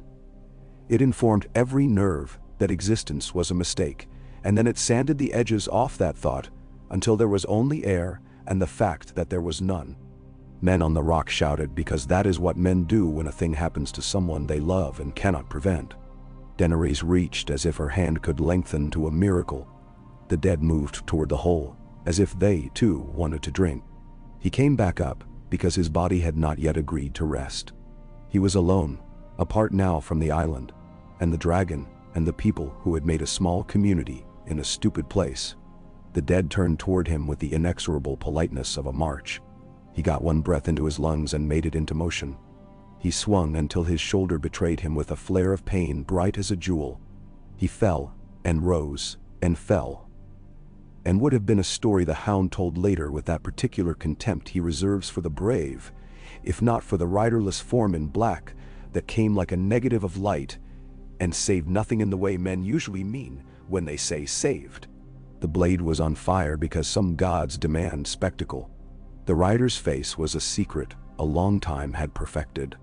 The hand that pulled Jon onto the saddle was the wrong temperature to be human and the right force to be salvation. They fled under a sky that did not applaud and did not mourn, and behind them the dead turned and looked up at a queen on a dragon, and the king of the dead threw a spear. Rhaegal screamed and banked and did not die. Viserion took the spear because he was in the wrong place when fate had its brief window open. The scream he made wrote itself into the air and would not leave that sky for years as memory in the bodies of those who heard it. He fell a long way, and the water accepted him, and the fire that had loved him hissed as if someone had pushed a hot iron into fat. Daenerys reached again and again, with her hand, with her mouth, with a part of her that has never forgiven the world any of its thefts. The night gave her nothing back but the knowledge of a thing it intended to keep. They got away because stories sometimes allow it. They did not bring their enemy with them, captured like a fair prize. They brought a piece in a net, and a loss in their chests, and a cold that would not leave, even when blankets and walls and wine tried their best. The rider who had dragged Jon out of the mouth of water did not come in. He turned his horse and went back toward the knight he had married long ago, and said nothing about the bride's name. Jon lay on a mule's back and lived, because stubbornness is a stronger medicine than vows some days. At Eastwatch, men held them, and made noises the body makes when it has seen too much and is still trying to be polite. Daenerys stood on the walkway and put her hands on the ice, and said nothing at all for a long time. When he woke, it was to warmth he did not trust, and the particular humiliation of being naked, when a queen is at the foot of your bed. He made a sound that was not a word, and not a curse, and not a prayer. She turned, and the grief had made something better and worse in her face. A stillness that would not forgive the next thief. He tried to apologize, and found that the apology and the gratitude made knots as soon as they met in his mouth. "I'm sorry," he said anyway, "because some words must be said even if they cannot be made correct. I would never have asked you to. I am not a child," she said, and stopped herself from making that sentence into a sword. She moved a half step closer because she was not ashamed of the distance she chose or reduced to girlishness by it. "Your father was an honorable man. My brother was not. I am not a child. I will not be a child. I will not be a fool. I have lost a child. I am telling you this so you will understand that there is no debt here. There is only a ledger and the work of keeping it straight." Her voice softened despite her will. "We will destroy them. Then we will talk about the rest." "And no." He nodded because nodding was all his body could manage without betraying him. "My queen," he said, with a simplicity that was either politics or love or exhaustion pretending to be wisdom. She did not flinch at the words. She let them be what they were between them, for now. They took a ship south, and the sea decided to be hard for the insult it had been made to swallow. Men moved as if they had been hollowed out, and were now only the work they did. The thing in the net did not moan because it had no memory of itself. Davos warded off sailors' hands from touching it out of disgust and out of curiosity. He did not want any of those impulses to turn into a story they would have to explain to other men with swords. Gendry sat with his hammer across his knees, and let the rhythm of the hull and the oars replace the one his thoughts had been making since the ice. In Winterfell, the snow had found its proper speed, and fell now in a way that taught men to give up pretending they would be spared. Sansa oversaw the carts coming in, and the carts going out with a generosity that would be reported in the songs as sternness, because men prefer to praise kindness when it looks like a scowl. Arya watched a man watch Sansa and put herself between them without seeming to.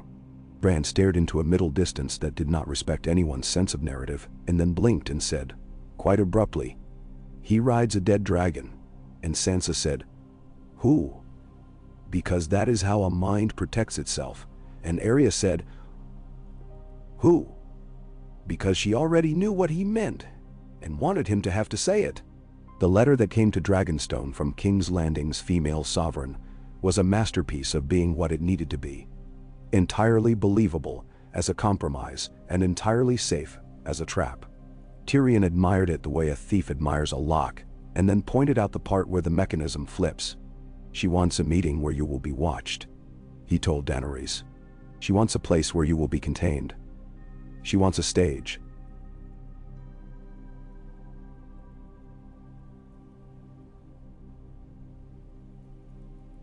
So do we.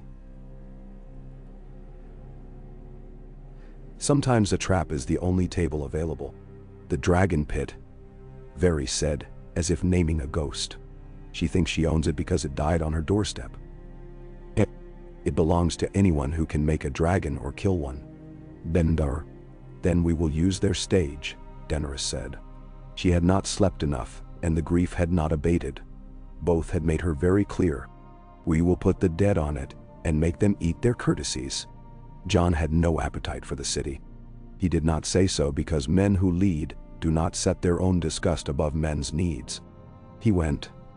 The journey had in it a curious kind of quiet. The quiet of men who know they will either live through a particular hour or not, and can do nothing in advance to force the one outcome or the other. On the quay in King's Landing the air was warmer than any of them had felt in weeks, and it made them angry at their own pores for remembering comfort. They walked up through streets that had known too much of everything. Jon heard the first laugh from a luckless, happy man, and thought of Winterfell ovens, and wanted to be very far away from here. The dragon pit had the dignity ruins keep for themselves, even when men have littered them with conquest and ceremony alike. The sand tasted faintly of old ash. The stone had that sun-scald shine that makes a man's eyes narrow. Cersei arrived, like a storm contained in a dress, and Jaime, like a man who had learned to be a wall because the walls around him had failed. Qyburn hovered. Bronn grinned at no one in particular. The mountain breathed through iron. Daenerys took the long way around with her entrance because some doors you must show men are still yours. The dragons came off the air with authority and then left the sky to men again, which may or may not have been a kindness. They made speeches dressed as civilities. It is a game that keeps cities alive and kills them. Tyrion said only what needed to be said to get to the point. He felt smaller in this place where his family had made the rules. Cersei did not bother to hide her boredom. She had alchemists enough to burn a city twice. Boredom is the only luxury such a person can admit in public.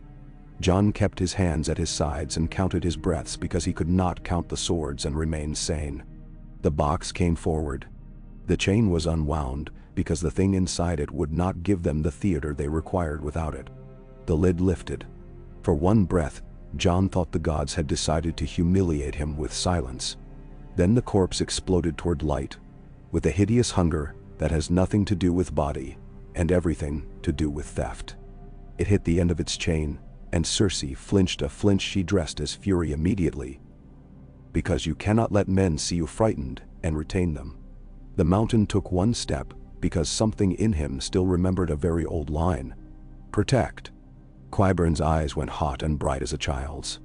Jaime went still, and that stillness cracked something in Tyrion he had worked very hard to keep whole. The demonstration was a success in the way fires are successful. They do what they do, and then leave you to deal with the ash. The dragonglass killed the thing as easily as a lie dies in the face of a child's question. The room breathed. The queen of the city made a show of considering, and then nodded in the way that allows men to pretend they have been generous when they have merely given in to necessity. Terms were put on the table and moved like pieces that do not know they are being used to draw a longer line. After, in a chamber whose walls had listened to 100 betrayals and did not have the energy to be surprised by another, Tyrion went to his sister, because there is only so long a man can allow a wound to scab over without picking it. They spoke in the old language. Love like an accusation, duty like a bribe, family like an insult. When he came out, he was not sure whether he had saved anything. He was sure only that he had not surrendered the thing he had promised himself in that cart years ago, that he would never again be the short man who had to buy his right to breathe. Jon did the other stupid honorable thing and told the truth when he could have lied and comforted men. I will not promise not to pick a side, he said. My side is life. Tyrion swallowed a groan because honor complicates even those moments where simplicity is the chosen weapon. The bruise would come later. For now, they had the shape of a truce. It was enough to get men moving in one direction for more than an hour. They left the city under a sky that pretended to be kind. The dead did not care what the sky did over King's Landing. They were busy learning a new trick, a new song, a new horror. Far in the cold, where the air writes words too slowly for men to read them in time, something vast rose out of the dark and beat its wings. The sound traveled down the eater of sound that is the north. In Winterfell, Bran closed his eyes because he had learned he could not stop a tide by staring at it. In the neck, Howland Reed set down his knife and listened. At Dragonstone, the dragons woke and said their names to one another in alarm. On the ship that bore them south, Jon stood at the rail and felt a knowledge enter him as if through the salt. The war had found a new mouth to speak with. He went below and picked up a pen, as if a pen were a spear. He wrote in the efficient hand of a man who resents words for their slowness and uses them anyway, because there is no other tool that will reach the ears he needs. "Sister," he began, and had to stop a second to let the old intimacy undo him just a hair. He told her enough. He told her to close her gates, as if the gates could ever do more than express the idea of a boundary to a tide. He told her he was coming home as soon as the world allowed it, which was not a promise. It was a prayer he did not address to gods. He sealed the letter and brought it to the man whose job was to make birds obey, and he found that his hand shook when he let it go. Dany stood in the doorway, with her hair braided back for battle she had not yet fought. "The first time I saw that city," she said without greeting, "I thought it was the only place in the world that mattered because the people there think so. The longer I live, the more I realize the world prefers indifference. It eats kings and beggars the same. Then it suffers indigestion and sleeps. Then it suffers indigestion and sleeps." "It will not sleep long," Jon said. "No."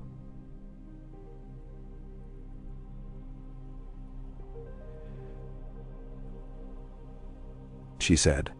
"No, it will not." She moved closer. "I will go north when you do. The dragons go where I tell them. I tell them we are done with parades." He looked at her and he let it show. Just once. The relief that comes when you realize the person beside you has already done the math you were dreading.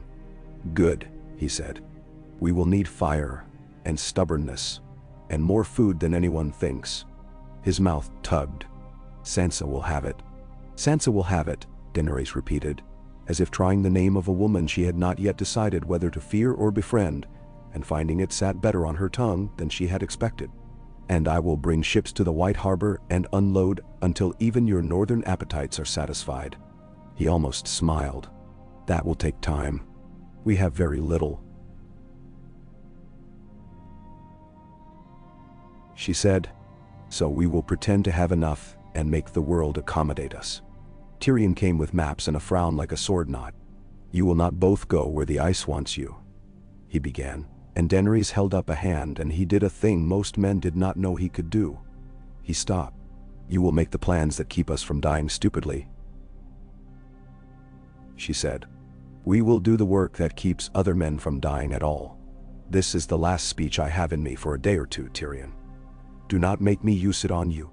He inclined at the waist, the way a man bows to a mistress who has cut him tender in the only place in him that can still feel. "As you wish, your grace," he said softly. "We will build a stage in the snow and hope the actors remember their lines." "Actors," Davos snorted from the door, without asking permission to join them. "God save me from men who think speeches are the thing. I'll take a half-dozen mules and a man who knows how to lash sleighs." "Take both," Daenerys said, to Jon's surprise and Davos' instinctive satisfaction. She turned back to the map and put her fingertip on the space where the world turned from color to white. The paint was worn there. Other men had worried at it with their reading hands. "We go here," she said. "We go where songs stop." They went. Not yet into the white. They were not fools. But into the work that precedes walking into white. Letters that needed to be written. Loads that needed to be balanced. Men who needed to be told again and again that fear is a tool and not a master. The ships turned their prows north. The birds found their currents. The world moved a little bit like a great beast, turning to look at a pain in its side. In the neck, a frog sang, and Mira threw another small stone, and missed deliberately. In Winterfell, Arya sat with Sansa by the fire, and did not speak for a long time, which is its own kind of love if you let it be. In Old Town, a boy locked a door behind him, and fled with the books that would become a saving and a scandal. In King's Landing, a queen watched the smoke of the city, and felt the first kick of a secret she had decided to feed. In Dragonstone, a dragon lifted his head and looked toward the dark, as if listening for his lost brother, and did not lie down again. The truth Howland Reed had set down like a heavy loaf had been eaten. Men chewed it, and some of them did not like it, and some of them demanded salt, and some said it made them strong. The taste of it was still in the mouths of the world, as winter laid its hand over the land. John slept badly, and rose early, and stood at a rail, and thought of snow, on fur and little boys chasing each other over hard-packed yards, and a man's hand on a sword, saying, "This is how you hold the weight." Daenerys stood beside him because she had woken too in a fight with memory, and found herself on the losing side, and had decided the deck was better than the bed for that particular defeat. They said nothing, which was a relief. The sea said everything else there was to say. When dawn finally bled into the water, it was not the gentle pink of summer. It was the color of old iron rubbed with a cloth and made to pretend at brightness. He turned from it before it had fully achieved itself because there was work. She turned because there was grief. And the best thing for grief is labor that makes your hands forget how to clench. Behind them the ship moved, and the air moved, and the world moved under them. And in front of them, the long white line waited with the patience of a god that has all the time in the world, and no love for the creatures that cross it.